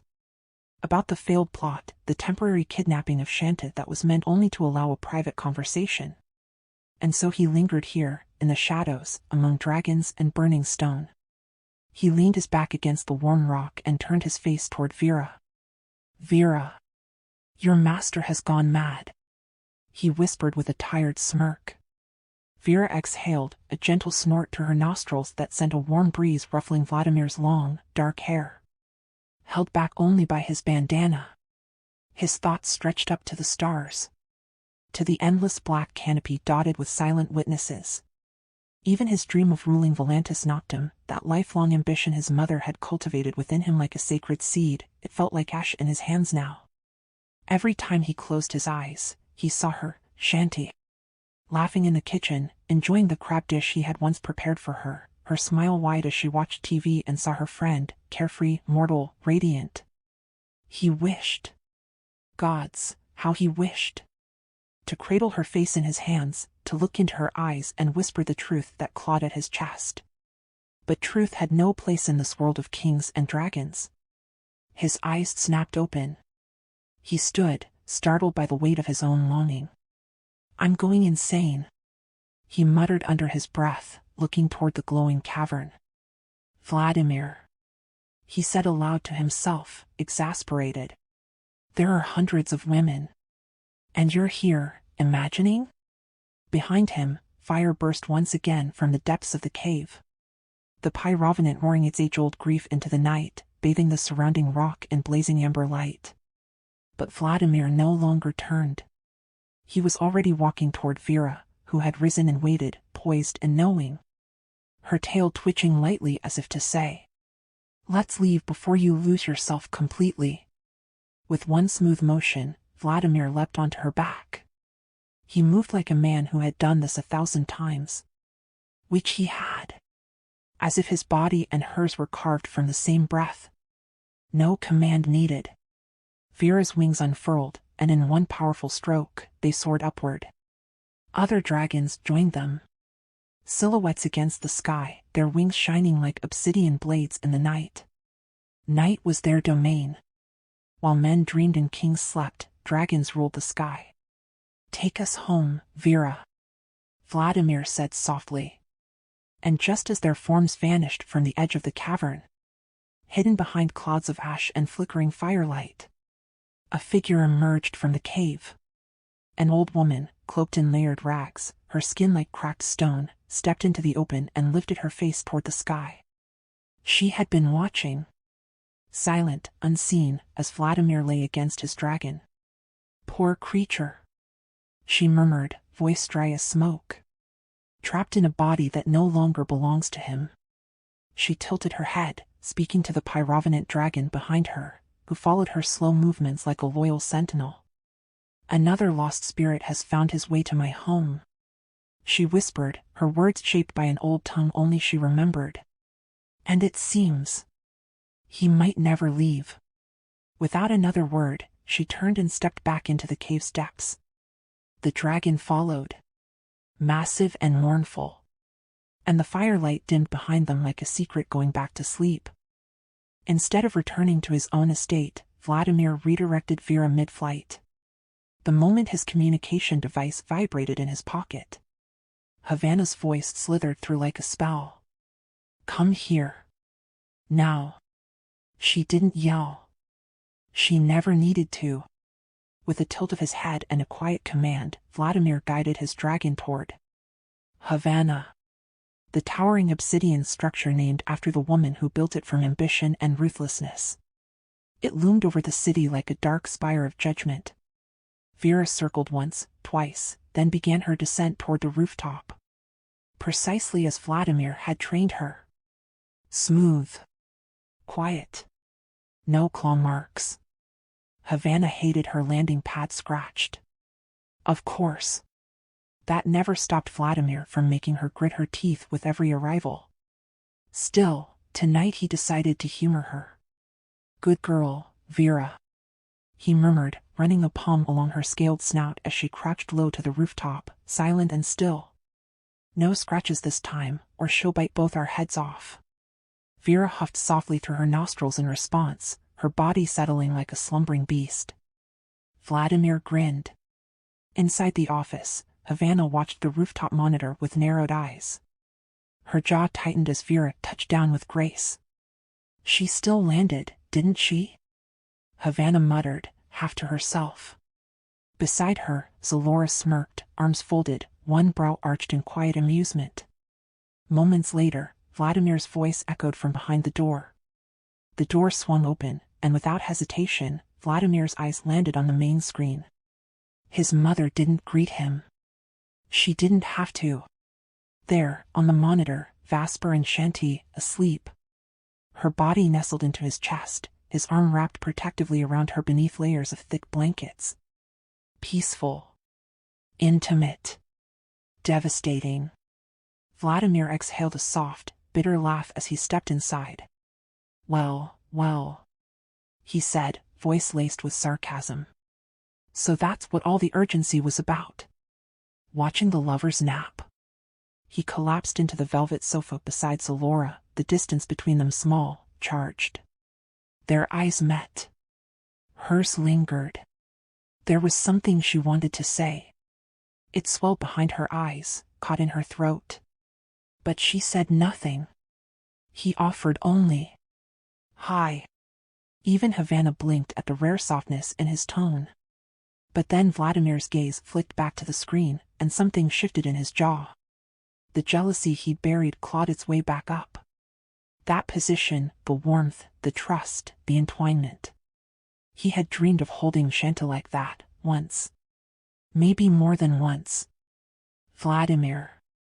Havana began, her voice calm but edged like a blade. Didn't I explicitly tell you not to bring dragons to my building?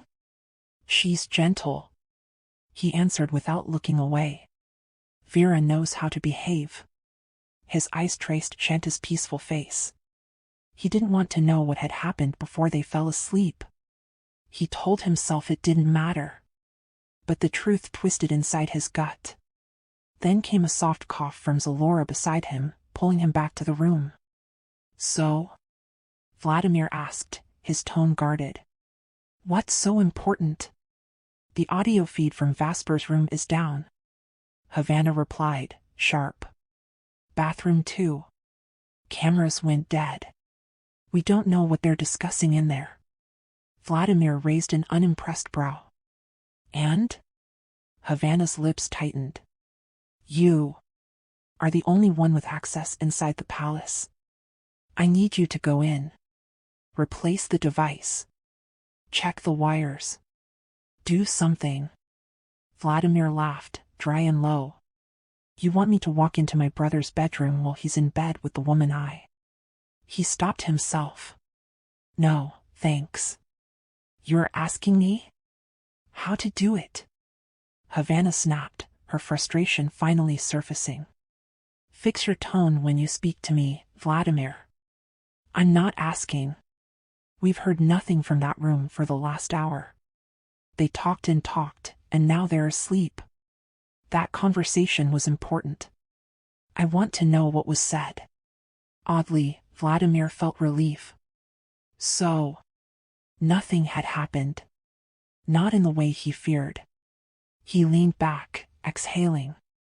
Let it go. All they ever do in there is sleep and have sex. Both Havana and Zalora stared at him, mouths slightly agape. Vladimir. Havana barked. They talked for nearly an hour. That wasn't meaningless. That could have been political, strategic, dangerous. Do you even understand why you're here? So this is why you summoned me? He asked, rising to his feet. Tone suddenly cold. To fix wires? Spy on lovers? As he turned toward the door, Zalora finally spoke, her voice trembling not with fear but fury. Whose side are you even on, Vladimir?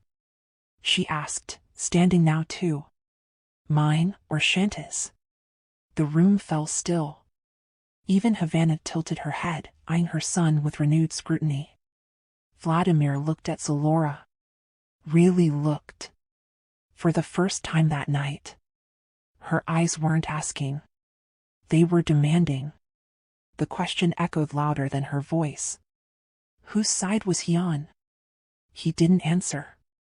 But something in his silence spoke volumes. We saw your dinner in the palace. Zalora began, her voice quivering, eyes glassy with unshed tears. We heard everything. Why did you stop Laika from speaking the truth about me? Her voice cracked as the words tumbled out, each syllable laced with heartbreak. That was important, Vladimir. Vasper needed to hear it. He needed to understand how unworthy Chanty is. How far she is from being right for him. I am the one who belongs in that palace. Not her. She was standing now, trembling, her hands clenched at her sides, her words forcing their way through gritted teeth. The pain was raw, visible. Every line on her face spoke of betrayal and longing. Vladimir, across from her, could not find a single word.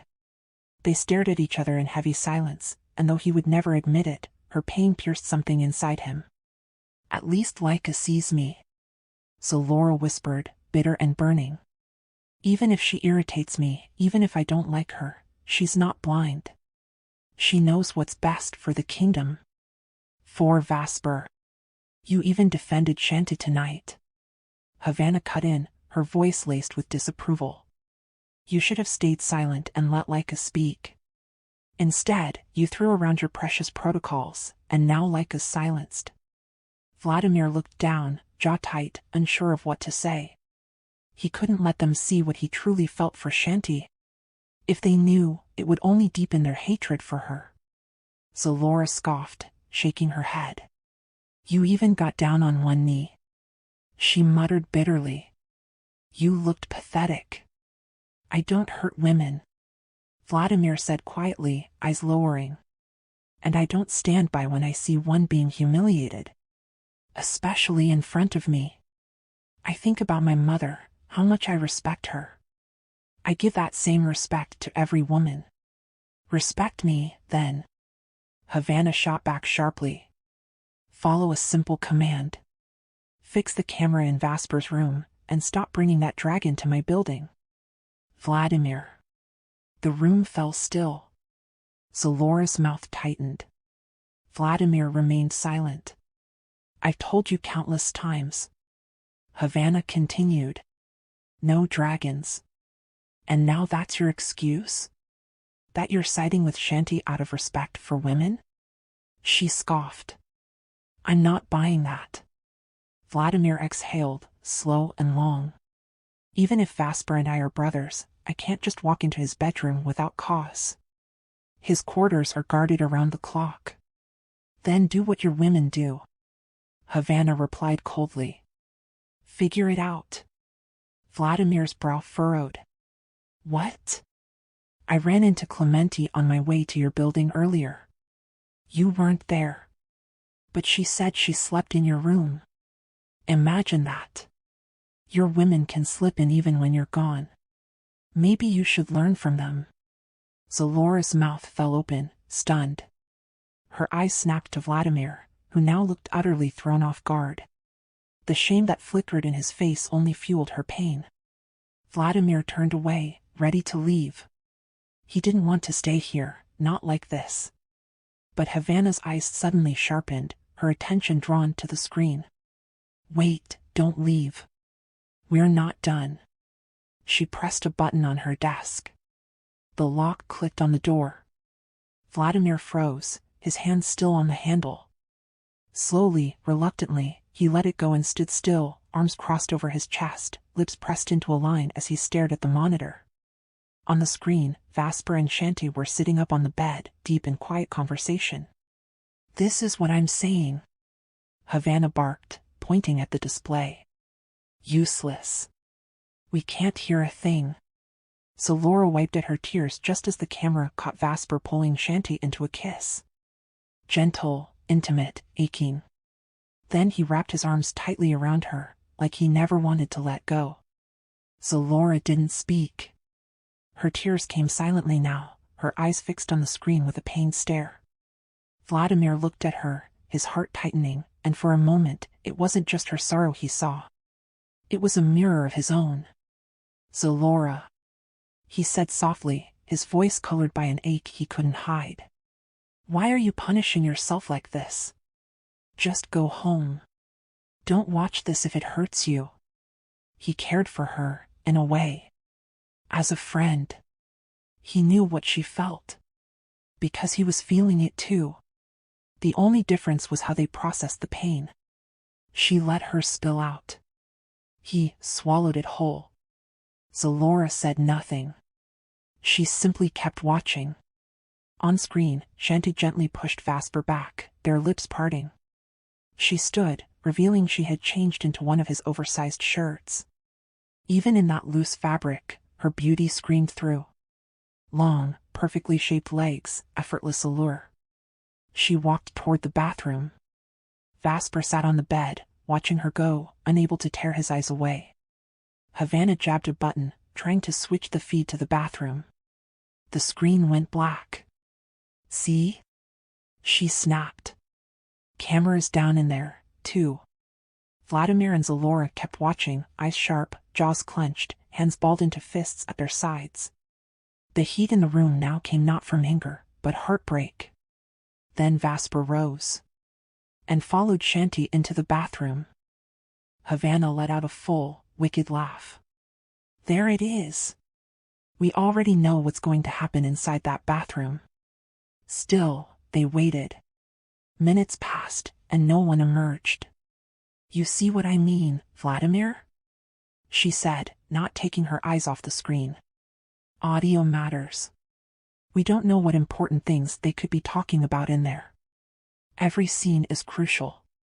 We can't afford to lose sight or sound inside this palace." Zalora sat in silence, tears still streaming down her face. A pile of crumpled tissues surrounded her like the ruins of her pride. Her sobs had softened, but her heartbreak was unmistakable. "You could have hired someone to do this for you," Vladimir muttered, his tone weary. "Why does it always have to be us? Pay someone. Delegate." But before Havana could reply, their attention snapped to the other monitor. Laika had just stepped out of her quarters, walking alone down the corridor, headed toward the palace gardens. Back in Vasper's room, the bathroom door remained closed. "You do realize what would happen if Vasper finds out about this?" Havana said in a low, dangerous voice. "So stop being stupid. You know no one else can ever find out we're doing this." Zalora finally spoke, voice hoarse with sorrow. "I will never forgive Chanty Lorenzo." Vladimir turned his head slowly toward her, stunned into silence. He felt like a man being pulled apart by two tectonic plates. Zalora mattered to him deeply. But Chanty, he couldn't even explain that one. "I'm leaving," he said, looking at his mother. "Open the door." "Is it clear now what I want from you?" Havana asked, eyes narrowed like blades. "I'll think about it," Vladimir said quietly, his voice like tempered steel. "I want you to do it, Vladimir. I need time." Havana sighed but pressed the button on her desk, unlocking the door. Vladimir was already walking away when he heard a voice call his name. "Vladimir." He turned. Zalora was running toward him, her green dress clinging perfectly to her figure. She looked radiant. Goddess beauty, but for some reason, it no longer stirred anything inside him. Not like before. Not like it used to. What changed? When did everything change? Why did you disappear when I begged you to bring Chanty to me? Zalora asked, her tone calm, her pain carefully dressed in gentleness. You're the only one who could have gotten close to her. They've forbidden me from going near her, but you always find ways. Vladimir's chest tightened. He hated disappointing her. He hated more the way he was starting to see her differently. There are other ways, Zalora, he said softly. But not like that. What you're doing will only hurt you. It will drive Vasper further away if he ever finds out. Whose side are you on? She asked, stepping closer, so near her breath warmed his skin. Mine or hers? I could come to your quarters tomorrow night, if you want. Her voice turned honeyed, velvet smooth, fingers brushing lightly against his chest. He froze. Tomorrow? She purred. I have something tomorrow. I don't know when I'll be back, he said, gently taking her hand off his chest and stepping away. The air between them suddenly felt sharp. Zalora's expression twisted. That wasn't the response she expected. Not from Vladimir, who had once been drunk on her presence. "Then I'll come with you tonight," she said suddenly, smiling sweetly. Before he could protest, her hand slipped around his arm like a noose. "It's late. Shouldn't you be going home?" Vladimir asked, trying to keep his voice even. "I'll take you." He turned and began walking toward the elevator, her grip still clinging to him. Inside the lift, he was caught completely off guard. So Laura threw her arms around his neck and kissed him. Deep, hungry, unrelenting. Her moans echoed in the enclosed space. Vladimir didn't respond. His body tensed, mind spiraling. Finally, he pushed her away, gently but firmly. "So Laura," he gasped. She was trembling now, eyes glossy with something more than seduction. Desperation, maybe. Pain. The elevator doors opened, spilling them into the cool rooftop air. They faced each other as the night wind howled around them. So Laura's hair whipped across her face. Vladimir's jaw was clenched. His breath, visible in the cold air, escaped in silent puffs. "I'll take you home," he said again, voice lower now. Without waiting, he led her to Vera. The dragon already waiting, tail coiled, wings tucked in. The beast dipped low. Vladimir helped Solora onto its back before leaping up in front of her. She wrapped her arms tightly around his waist, pressing herself against him. "I'm not going home," she whispered behind him. "Take me wherever you're going. I'll come with you. Tonight." Vladimir closed his eyes, jaw tight as his fingers gripped the dragon's reins. "Vera, let's go home," he said at last. The dragon launched into the night sky with a deafening gust of wind. Neither of them said another word. But in the silence between them, a storm brewed. The heavy door creaked open with quiet finality, and as Solora stepped into the private chamber, her senses were instantly assaulted by the luxurious scent. An exotic blend of air freshener unique to the royal quarters of Vladimir Mondragon. The fragrance curled into her nostrils, triggering a delicate ache in her chest, reminding her of how far she had strayed from the confident woman she once believed herself to be. Without a single word, Vladimir Mondragon raised his right hand and, with a graceful motion of his fingers, summoned light to every ornate fixture in the room. The crystal sconces shimmered to life, casting a golden hue upon the obsidian walls, their glow reflecting in the polished black marble floor. With another fluid gesture, the sliding door that led to the terrace clicked open, allowing the cold night breeze to slip in. A chill whisper from the heavens that danced against Solora's pale skin.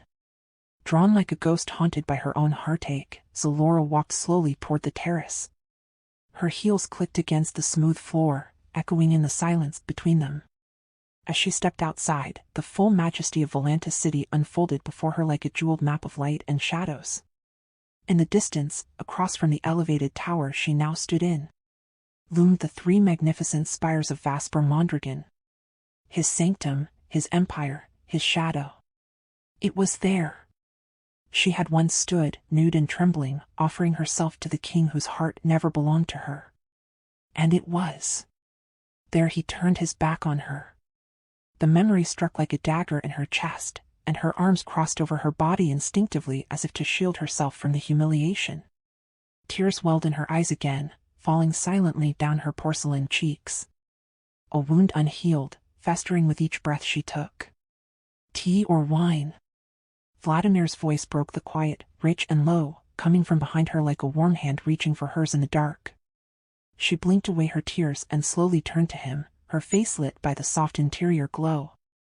A ghost of a smile played on her lips, fragile yet graceful.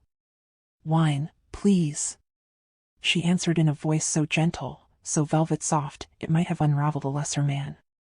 Vladimir held her gaze for a beat, his bluish eyes unreadable, before he turned to the bar with a purposeful stride. The bar itself was a marvel. It wasn't merely a corner for spirits but a sculpted sanctuary of dark glass and blackened gold, with dragon bone shelves embedded in the walls, each holding bottles of ancient vintages harvested from the four corners of the inner world. The countertop was obsidian stone, polished until it reflected like still water, with veins of gold running through it like lightning trapped in time. Crystal decanters shimmered in the light, and above them, a chandelier of ruby glass cast deep red glows across the black walls. So Laura couldn't help but admire him as he moved, fluid and confident, like the man he had always been. But she never truly saw. Her eyes followed the way his hands selected the bottles, the way his wrists flicked as he mixed a custom elixir just for her. A smile, slow and suggestive, touched her lips as she leaned her weight into one hip, watching him like a serpent waiting for a moment to strike. Vladimir, for his part, remained stoic, focused. But he could feel her gaze crawling over him like fire. Occasionally, his eyes would flicker to her, just briefly, and each time they met, she smiled a little deeper, a little more dangerously. When the wine was ready, he walked toward her, the goblet extended like a peace offering. One made of aged temptation and garnet silk. "Thank you," she said, accepting it with a graceful tilt of her head. He raised his own glass in silent toast, and their goblets clinked with a soft chime that seemed to echo with hidden meanings. She drank, never once breaking eye contact, and as the wine touched her lips, her smile curved. Slow, wicked, knowing. Her eyes were pools of molten fire. Her every glance, a whispered seduction. Vladimir felt it. All of it. Which was why, the moment her lips left the rim of her glass, he stepped back, turned, and returned his goblet to the bar. "I'll sleep in the other room tonight," he said calmly, arranging the remaining bottles in a neat row atop the counter. "You can stay here. The wine is close if you want more." But when he turned again, she was there, too close. Her body had crossed the space between them like a shadow slipping beneath the door. Her breasts brushed against his chest as she leaned in, the fabric of her dress barely a barrier between her skin and his warmth. His breath caught, his back pressing slightly into the bar as she cornered him. "Thank you for the wine," she whispered, her voice a sensual murmur laced with vulnerability. "But I'd rather not drink alone tonight." Then, her fingers, delicate as moonlight, touched his lips, soft and lingering. Vladimir's heart pounded inside his ribs. Once upon a time, he dreamed of this, of Zalora, proud and untouchable, finally turning to him. But now, the moment he longed for had come wrapped in heartbreak and manipulation, and it didn't taste like victory.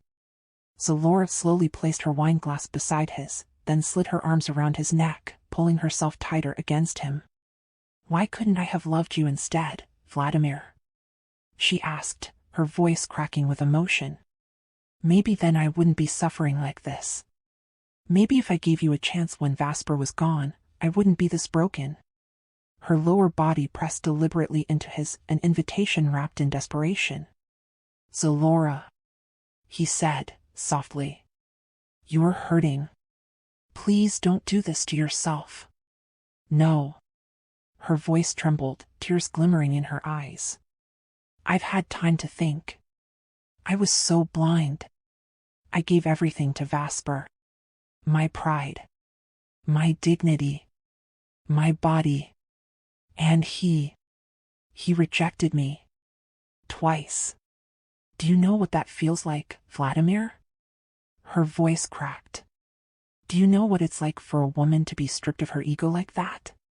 She was crying now, tears spilling freely as her body clung to him like a drowning woman clings to driftwood. Gently, Vladimir lifted her hands from around his neck, peeling them away like petals from a wilting flower. He stepped back, steadying himself. "I don't know your pain completely, Zalora," he said quietly, reaching for a tissue in the drawer beside the bar. "But I do know this. I'm sorry for whatever my brother did to you. Truly. You didn't deserve that. No one does." He offered her the tissue. She took it, staring at him with wide, tear-streaked eyes. "You're my friend," he added gently. He began to step away. But she moved faster. Her body blocked his path, eyes shimmering with a wild mix of anger, shame, and yearning. "Just for tonight, Vladimir. Please," she whispered, voice pleading now. After this, we forget it ever happened. Her breath hitched. Her tone was raw. Zalora. He breathed. Don't let your pain twist your heart. Don't make a choice you'll regret in the morning. You're stronger than this. You're not just the woman who was rejected. I'm not enough, she said, barely audible. You are, he answered, firmly. You are more than enough. But this, what you're doing, it won't heal you. His words cut through the air like a quiet blade. But Zalora wasn't ready to let go. Even you? She asked. Even you would reject me? Her voice was quiet, but beneath it, Vladimir could hear the sound of something shattering. And then, without warning, Zalora slowly, deliberately, pulled down the straps of her dress. It slipped from her shoulders like water and pulled silently at her feet. She stood there, radiant and trembling, clothed only in lace lingerie. Her white hair cascading like moonlight to the floor, her chest rising and falling in shallow breaths. No bra. No mask. Just vulnerability laid bare. The silence was deafening. Vladimir's eyes widened, the silver in them darkening like clouds before a storm, as he stared at Zalora. From the top of her silver-crowned head to her feet. There she stood. In front of him. The woman who had long lived only in the forbidden corners of his mind. A fantasy. A vision he once only dared conjure in silence, now flesh and breath, just a breath away. She took a slow step toward him, gaze heavy, voice aching. I want to forget everything tonight, Vladimir. She whispered, low. Deliberate. Before he could speak, she reached for her jacket. Her fingers moved to the zipper of her fitted black leather. Tugging it down with an unhurried stroke. The silver teeth of the jacket whispered open, inch by inch. Exposing the soft rise of her chest, the smooth slope of her skin beneath. But just as the zipper neared her navel, Vladimir's hand shot forward and gripped her wrist. Firm. Unyielding. His breathing was sharp. Too sharp. His chest rose and fell in tight intervals. The air between them thickened with heat and regret. Zalora stilled. Her body tensed, and she looked up at him. Eyes filled with unspoken questions. Wide. Vulnerable. Searching for something in the storm behind his gaze. Zalora. Vladimir's voice cracked. Please. His grip softened. I'll stay with you tonight. He continued, voice thick with held emotion. I'll drink with you, we'll drown every ache in the bottle if we must. But don't do this to yourself. Not like this. He almost choked on the last words. His eyes shimmered. Not with desire, but pain. Pleading. And Zalora froze. It was as if she had been slapped. Her cheeks flamed red. Her lips parted slightly. And then, without warning, tears filled her eyes, spilling in silence down her face. She turned her face away, as if ashamed to be seen like that. Exposed. Turned down. Again. It was too much. Vladimir's heart jolted at the sight of her wilting. He reached out, panicked. Please. Don't take it the wrong way. But Zalora had already turned. Bolted, toward the door. She didn't think. Didn't care that she was half undressed. All that echoed in her head was rejection. Humiliation. Again. She reached for the handle.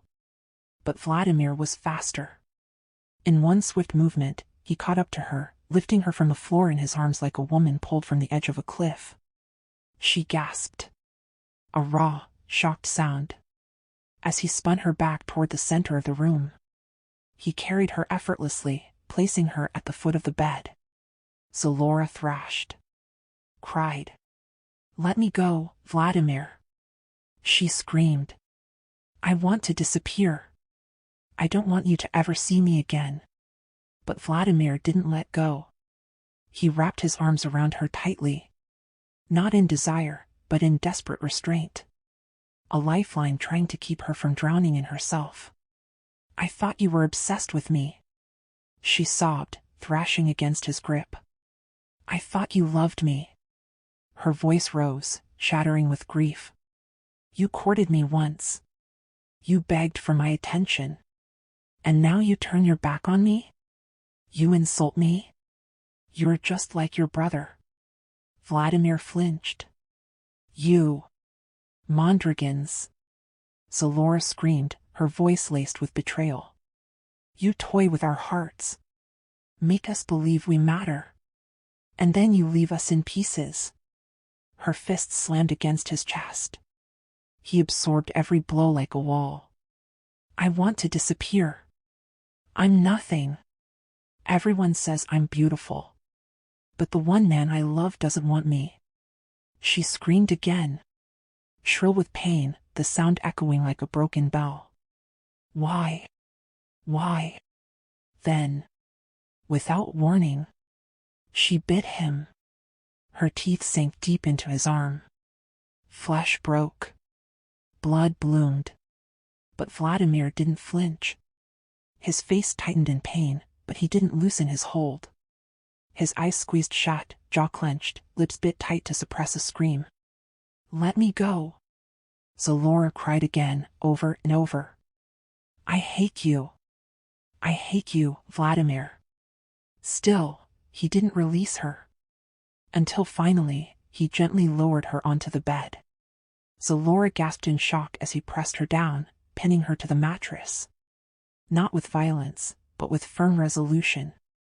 Before she could rise, he snatched the thick comforter from the bed and, with swift movements, wrapped it around her body like a cocoon. She twisted, writhed, but the blanket was heavy, tight. Only her head and tousled hair peeked out. He placed her right in the center of the bed, as if laying down a storm and trying to quiet it with cloth and care. She glared at him with furious, tear-drenched eyes. Take this off me, Vladimir. She screamed. Let me go home. But he only knelt before her, his face unreadable, his breathing heavy. No, he said softly. Not until you show me you've come back to your senses. Then, he raised his arm. The one she bit. Blood trickled from the crescent wound. Zalora's eyes locked onto it. Widened. Her breath caught. The mark was deep. Angry. Raw. But Vladimir said nothing of the pain. Her eyes blazed, burning with more than tears now. Humiliation. Fury. Heartache. That doesn't hurt as much. She spat, her voice sharp as glass. As the insult you just threw at me. What you did was worse. Her glare pierced him. You don't get to insult me and act like a martyr. She sobbed again, shaking her head. You're just like him.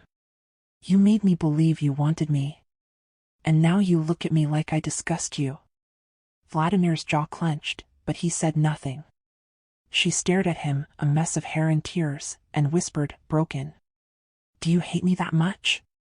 Then, as if possessed by the last shred of her pride, she hissed with shaking breath. Maybe you're gay, Vladimir. Are you?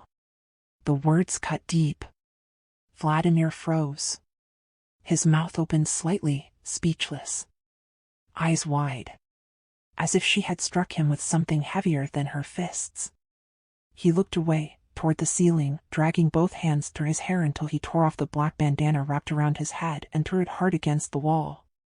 Zalora watched, panting. Her face crumpled. Her voice cracked again. 2 men. 2 brothers. I undressed in front of both, and they both walked away. It was too much. The insult she felt unbearable. Vladimir turned back to her slowly, gaze unreadable. Then, finally, he spoke. Low. Steady. Every word a dagger forged in restraint. I'm not going to be your scapegoat, Zalora. I won't be your punishment tool. Just because my brother broke your heart. She blinked, stunned. He leaned in slightly. Not unkind, but unshakable. Just moments ago, you were crying after seeing Chanty in Vasper's room. Then you come here and start undressing in front of me? Was that supposed to make you feel better? His eyes burned with something that was not judgment, but raw honesty. Was I supposed to be your revenge? Zalora's lips quivered. I'm the one who should feel used, he said, softer now. You're turning your pain into a weapon, and pointing it at me. He stepped back, breathing heavy. I won't let this mistake ruin our friendship. I won't. He paused, gaze locked to hers. And if something happened between us tonight, how would we face each other tomorrow? How could I pretend nothing happened? How, Zalora? The silence that followed was absolute. And in that stillness, Zalora fell quiet. Her body trembled, but no more words came from her mouth. No more screams. No more sobs. Just silence. And two hearts, torn in different ways. They stared at each other in silence, but Zalora's tears wouldn't stop falling. Vladimir stood up slowly, and her gaze instinctively followed him as he walked toward the bathroom that adjoined his walk-in closet. He removed his jacket, stripping down the moment he entered. He exchanged it for a plain t-shirt and shorts, his movements calm but heavy with tension. He splashed water on his face. As he stared into the mirror, he studied his reflection. And hated what he saw. He lowered his head, planting both hands on the wall above the sink, and let out a slow, trembling exhale. Zalora. I'm sorry, he whispered to himself. He glanced once more into the mirror. But it was still Chanty that haunted his thoughts. Always Chanty. He dried his face with the towel hanging beside the mirror and stepped out. But just as he emerged, he saw Zalora writhing on the bed, trying desperately to free herself from the blanket wrapped tightly around her. She was almost at the edge, about to fall. Without a second thought, Vladimir sprinted forward. Just in time. He knelt to the floor and caught her body in his arms just as the blanket unraveled. She fell into him. Her skin bare, clothed only in delicate lingerie, porcelain white and trembling against his chest. They both froze. Shocked. Breathless. They stared at each other again, caught in the moment. Zalora lying across his lap, her chest heaving, his arms around her. They searched each other's eyes. But before anything more could happen, Vladimir yanked the blanket from the bed and quickly wrapped it around her body, shielding her from the vulnerability of the moment. As if awoken from a trance, Zalora suddenly slapped Vladimir hard across the face. Then she stood up, storming toward the bar where she had discarded her dress. Vladimir slowly rose to his feet, holding his cheek where she had struck him. Her hand had left a raw sting on his skin. Zalora, now fully dressed again, threw the blanket back onto the bed. I'm leaving, she snapped. Her face was furious, her expression sharp as a blade. Her body was stiff with rage, fists clenched tightly at her sides. I'm not kicking you out, Zalora, Vladimir said gently, staying where he was. His face was soft, open, desperate to show he meant no harm. I don't want you to leave here hating me. I don't want this night to end with you thinking I wronged you. He almost pleading. You don't want that? Zalora snapped back, her voice trembling. Her eyes shimmered with unshed tears. And what do you think I'm feeling right now, Vladimir? She snapped. You bit me. You slapped me. Wasn't that enough punishment? He added, motioning to his cheek where her handprint still burned. Look. It's still red. Zalora stood there, lips parted, her eyes narrowing as they locked with his. What hurts more is your rejection, she screamed. You made me feel worthless. Like I'm not beautiful enough. Not desirable enough. You made me believe you wanted me, and then tonight, you showed me you don't. Tears streamed down her face now. I offered myself to you, Vladimir. All of me. And you. You made me feel like I was nothing. Zalora lunged at him again, slamming her fists against his chest, slapping him, crying. Letting it all out. All her anger, all her shame, all the pain she carried, not just for Vladimir, but for Vasper too. Vladimir stood still, letting her strike him, taking it all. Every blow, every word. He accepted it. And finally, when her strength gave out, she collapsed against him, sobbing, her body trembling. That's when Vladimir embraced her. Firmly. Fully. Not as a man who desired her, but as a friend. A true one. Someone who cared deeply. Even if he couldn't love her the way she longed for. He held her like someone afraid she might disappear. But Zalora shoved him away. Let me go, she cried, and just like that, their bodies parted. I don't want to see your face, Vladimir. Zalora shouted, her finger trembling as it pointed at him, her voice slicing through the air like glass. But Vladimir only placed both hands behind his head, a gesture that betrayed his silent plea. He didn't want her to leave angry. Not like this. Zalora. Let's talk about this properly. Please. Vladimir begged. His voice low and rough with desperation. Not like this. But Zalora had already turned her back. She was storming toward the door, grabbing the handle to leave. Only to find it locked. She yanked harder. Nothing. Open the door, Vladimir. I'm leaving. Now. She screamed. But Vladimir didn't move to the door. Instead, he picked up a remote from the table and pressed a button. Outside, on the terrace, his sleek circular vehicle lit up. Its outer ring humming to life as the passenger hatch opened, awaiting her. Zalora didn't waste a second. She sprinted toward the terrace, her heels clicking furiously on the floor.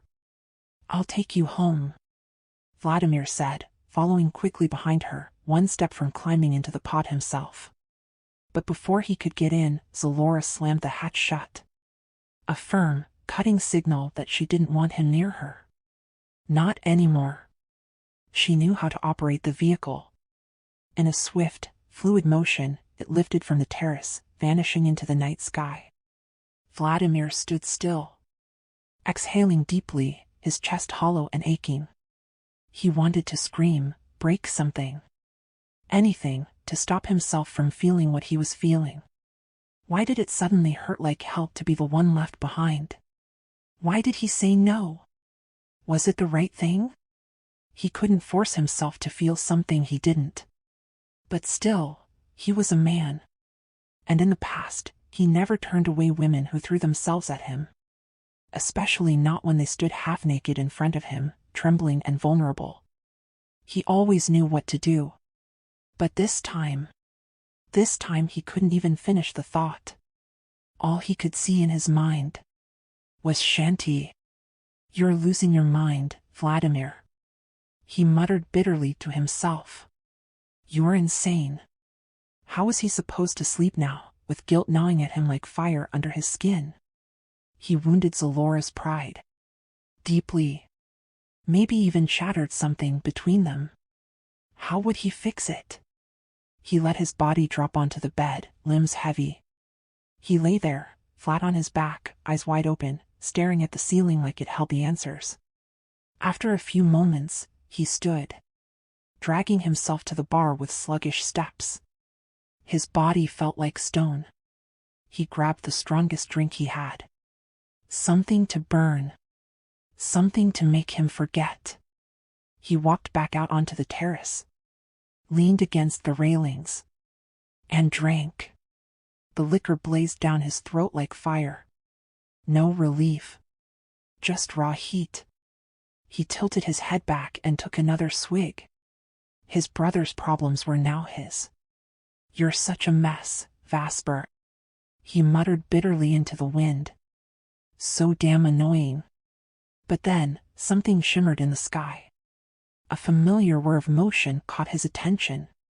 His vehicle was returning, descending silently onto his rooftop. He stood there, stunned. What is happening to my life? I don't even understand myself anymore. He took another gulp.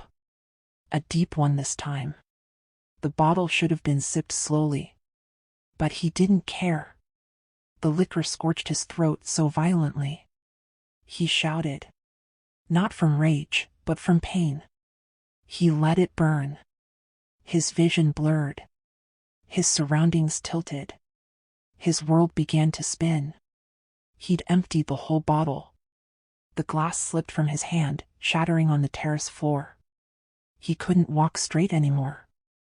Reeling, staggering, he made it back inside, barely crossing the threshold of his bedroom before collapsing. Not on the bed, but at the foot of it, face first, groaning softly into the carpet. Chanty Lorenzo. He whispered hoarsely. And then, darkness. Moments passed. Silence fell. But then, something entered from the terrace. Boots. Silent but deliberate. The figure stepped over the shattered glass, eyes locked on the bloodied trail smeared across the floor. Droplets leading to Vladimir's unconscious body. His foot had landed on a shard. Blood still dripped faintly from the wound. The figure knelt. Leaned in close. Ran a finger through the blood on Vladimir's heel. And brought it to his lips. He tasted it. Slowly. Thoughtfully. As though searching for something. Reading something written in the very essence of him. Seconds ticked by. And then, a change. The intruder's expression shifted. Something unknown flickered in his eyes. He stood, walking the room in silence, examining everything. The walls, the bed, the air itself, absorbing it all like a silent shadow. And then he vanished. Only Vladimir remained, deep in sleep. Bleeding, wounded. Dreaming of a woman who was no longer his. The announcement that shook the inner world. The entire kingdom of Velantis Noctem was thrown into an uproar. Vasper Mondragon had made a declaration that sent shockwaves through every corner of the kingdom and soon, through the entire inner world. On the day of his coronation, he would not stand alone upon the throne. A wedding would take place on the same day. Vasper would be crowned as King of Velantis Noctem. And beside him, as his queen, would be Chanty Lorenzo. The news spread like wildfire. The very foundation of the royal hierarchy trembled as centuries-old traditions were rewritten in a single breath. Among the 13 allied kingdoms, reactions were mixed. But one kingdom stood to gain from the sudden change, the kingdom of Sylvan Concord. The decision tilted the power balance in their favor. Their response? Grand, public support. A lavish banquet was held in Sylvan Concord, an extravagant celebration in honor of Chanty Lorenzo, where the kingdom's elite gathered to toast her future as queen. But in Velantis Noctem, the air was not so celebratory. There, an emergency royal assembly was called, an urgent gathering of the 13 councils of the dragons, convened over an imposing royal dinner, where tensions ran thick through the air. The capital roared with unrest. Vasper Mondragon had rewritten fate. The house of Zakron, a kingdom enraged.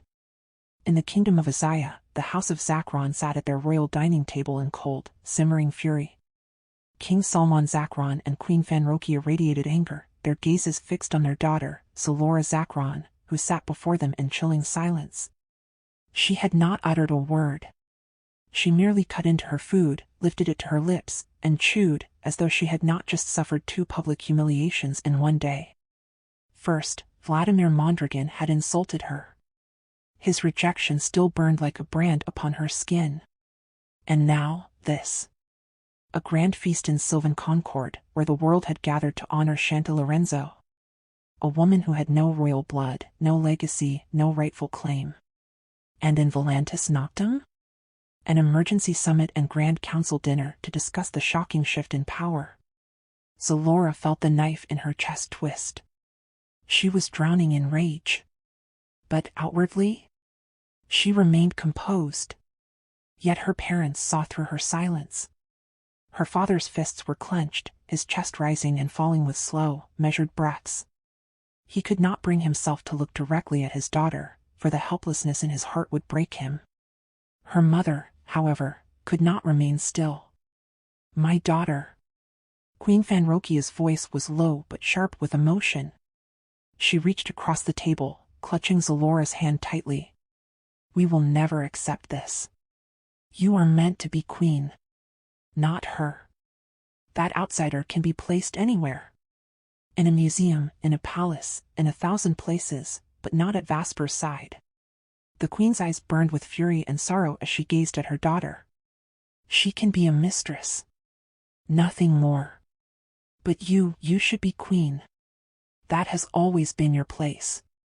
Zalora did not move. She did not blink. Her mother's grip tightened. "After everything, is this how he repays you?" Silence. Zalora's father paced back and forth, his robes billowing as his temper fought to break free. The king of Azaya's patience had reached its limit. "Do not worry, my daughter," he declared, his voice a thunderous command that rippled through the hall. "Most of the council stand with us. They know what is best for Velantis Noctem. They know this outsider does not belong on the throne." He turned to Zalora, his presence looming over her. "Prepare yourself." A cold, bitter promise laced his words. "When that day comes, you will be unmatched. No woman, no matter who she is, will stand higher than you in Vasper Mondragon's eyes. We will settle this on the day of the coronation." His voice echoed in the vast dining hall. Still, Zalora did not speak. She continued to move like a ghost, eating as if she could not taste, drinking as if her throat had long since turned to dust. But her mother was not done. "Zalora, my child." The queen's voice softened now, pleading. She reached out again, her fingers trembling, willing her daughter to speak, to feel, to fight. Zalora moved at last. She reached for the golden table napkin, dabbing the corner of her lips in a slow, deliberate motion. Then she stood. "Mother. Father. I need to leave." Her tone was calm, composed, a blade wrapped in silk. Her parents exchanged glances. Queen Fanrokia's breath hitched. "Zalora, you must not go alone. Take your guards. And please, stay away from your dragon. No reckless flights tonight. Take a flying vehicle instead." The queen clutched Zalora's hands, squeezing them as if to keep her from slipping through her grasp. Zalora smiled. It was small, but it was there. "Mother, do not worry. I can handle myself. I need to be alone." The words were gentle, but final. For a moment, her mother said nothing. Then, she nodded. They trusted Zalora. They had raised her to be strong, to be brilliant. But tonight, that trust was stained with fear. For despite Zalora's smile, the sorrow in her eyes remained. Queen Fanrokia knew this wound cut too deep. And it would not heal so easily. "We will fight for you," she whispered, pulling Zalora into a tight embrace. "Do not worry, my child." Zalora did not answer. She simply smiled one last time. Then, she turned away. She walked through the vast halls of the palace, her golden gown trailing behind her like liquid sunlight. Her parents watched her go. In silence. And as they sat back down at the dining table, a single unspoken truth filled the space between them. King Salmon's fists clenched harder. His body trembled, not from sorrow, but from pure, burning rage. Vasper Mondragon would regret this. The war has begun. Zalora is not defeated. The coronation day draws near. And the House of Zakron has declared silent war. Meanwhile, Chanty sat quietly on her bed, thumbing through the fresh stack of newly revised schedules laid out before her. Across from her stood Mara. dutifully stationed and alert to Chanty's every need. All of Chanty's upcoming week-long engagements had been cancelled. Each and every one, due to the sudden change announced by Vasper. There was nothing she could do about it. Vasper, eager, almost desperate, to marry her, had made it clear he wanted everything to happen at once, on the day of his coronation. And that day was now fast approaching. Chanty waited in silence, her heart pacing ahead of the clock, knowing that her gown fitting was scheduled for today, the very dress she would wear to the dinner party King Elander himself had commissioned in her honor. A public celebration meant to announce her to the entire kingdom, and to all their allies across the inner world. Mara. Chanty finally spoke, her voice low, steady, eyes locking onto Mara's with quiet intensity. I have a favor to ask. Mara straightened, nodding attentively. Yes, Miss Chanty. Whatever it is, I'll do it. Can you find my mother's old personal assistant? Chanty asked softly, the question almost hesitant. Mara stilled. For a brief moment, she seemed caught off guard. But then, as if resolution settled into her bones, she smiled. I will, Miss Chanty. I'll have our most trusted people search for her right away. Mara replied, her voice filled with certainty. Thank you, Mara. Chanty responded with a grateful smile, her expression momentarily brightening with hope. As Mara began organizing the papers scattered across Chanty's desk, the young woman rose and walked toward her closet. From its shadowed depths, she pulled out a sleek black suitcase, the one that held Jake Valerian's belongings. The very things she had taken from his room before his death, remnants of the life they once shared. She opened it slowly. Piece by piece, she sifted through the items. Folded clothes. A watch. His cologne still clinging to the fabric. One shirt in particular hadn't even been washed. It still carried the faint, familiar scent of him. Chanty brought it to her lips and nose, breathing in deeply. Jake's scent wrapped around her like a memory that refused to fade. It was almost as if he were still alive. Jake. She whispered to the empty air, voice trembling. I'm getting married soon. I hope you're happy for me. The pain rose slowly, uninvited. She could still smell his sweat in the threads of that shirt, still remember how breathtaking he looked when the fabric clung to his skin, wet with heat, revealing the strength beneath. Memories unfurled. Moments that once belonged to them alone. They were brought together, but never meant to last. Their love was a passing storm. Intense, undeniable, but ultimately swept away by fate. It was a chapter in her life where she met a man who had loved her deeply, with a love she had never truly returned. Not the way he deserved. The world had conspired against them, pulling her away, pulling her back to Vasper Mondragon. Fate was cruel that way, always demanding sacrifice. She never got to live the life of an ordinary young woman. There had been no calm. No pause. Just one trial after another. One heartbreak bleeding into the next. She carefully folded Jake's shirt and placed it back inside the suitcase. Her fingers hovered above the small velvet box tucked into the corner. A deep blue, its surface soft, worn. She didn't touch it. Inside was the wedding ring Jake had. She didn't want to remember how it had fallen from his fingers in those final moments, how, after death stole him away, it vanished into nothing but memory and air. Beside it was a framed picture from their wedding day. She picked it up. They looked so happy in that photo. Effortlessly in love. She couldn't help but feel that aching tug in her chest. She had loved Jake. Maybe not the way she loved Vasper, but love nonetheless. In her own, imperfect way, she had cherished him. But both she and Jake had always known the truth. Her heart would always belong to Vasper Mondragon. A reality they both tried to outrun. A truth they both tried, and failed, to bury. And now, no matter how many times she tried to push that truth away, it only became clearer. Unmistakable. Unescapable. Why is love so painful? Like death and rebirth. Chanty turned their photo face down, the one of her and Jake. Her fingers trembled as she whispered, "Goodbye, Jake.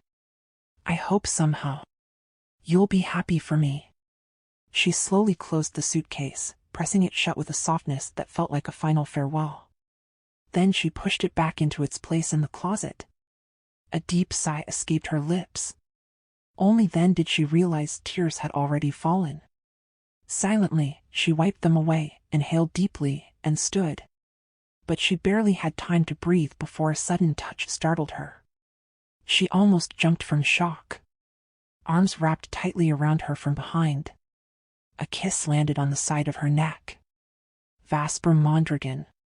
His scent struck her first, clean, deep, intoxicating. The perfume he wore always made her heart flutter, always brought warmth to her chest. There was something in that scent, clinging to his skin, that made her feel safe, wanted. "You only just got here?" Chanty asked, a soft laugh escaping her lips, still breathless from surprise. Vasper chuckled against her skin, low and amused, his breath warm as it caressed her neck and hair. His arms remained around her waist, firm and possessive, and her hands instinctively found his. "I've been watching you," he murmured in a velvet voice so low it barely touched the air. It rumbled in her ears, stirred her skin.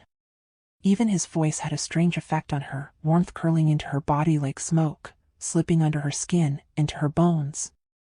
Chanty closed her eyes, surrendering to the sensation. His tight embrace, his breath brushing her neck, the softness of his lips grazing her skin. "Liar," she whispered with a smile, eyes still shut, lips slightly parted. "I only smelled your perfume when I stood up." Vasper's smile widened. He caught the reflection in the mirror. Her face turned toward him, her lips parted in soft abandon, unaware she was being watched. A breathtaking view. His future wife. And he would never, ever tire of her. Not even when time left wrinkles on their skin. One of his hands began to roam, sliding over her chest, while the other drifted downward, toward the space between her thighs. Chanty's eyes snapped open. Mara. Her assistant was still in the room. In a rush of panic, she pushed Vasper's wandering hands away and turned to face him. "Mara is inside," she whispered quickly, breath ragged. Vasper only smiled, sly and unbothered. "I know," he said with a grin, catching her hand in his.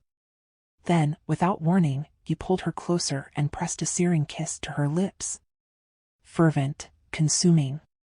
She froze in his grasp, unable to move under the force of his desire. His mouth searched hers, seeking her breath, capturing her tongue, stealing her air. When he finally let her go, she was left breathless, literally. Staring at him, lips still parted, chest rising and falling in stunned silence. "I only came to check on you," Vasper said, his voice like velvet and fire. "I'll come back later, my love. I love you." He threw her a playful flying kiss, and vanished. Teleported. Chanty stood there, stunned, blinking at the space he had just occupied. Then she let out a soft, startled laugh. "Insane," she whispered to herself, shaking her head. "Having a boyfriend who can teleport is insane." She giggled quietly, unable to stop the amusement bubbling in her chest. But the moment was interrupted by Mara's voice calling from the room. "Miss Chanty, the dressmakers have arrived." Snapping back to reality, Chanty hurried out of her closet, but not without first stealing a glance at Mara. Trying to read her expression, to see if she knew Vasper had just been there. But Mara remained perfectly composed. If she noticed anything, she gave no sign. Then she opened the door. And floating just beyond the threshold was a long, translucent suitcase suspended in midair, gently levitating as if defying gravity. Inside were dozens of dresses, gowns in various shades and cuts, regal and ethereal. And so, the fitting began.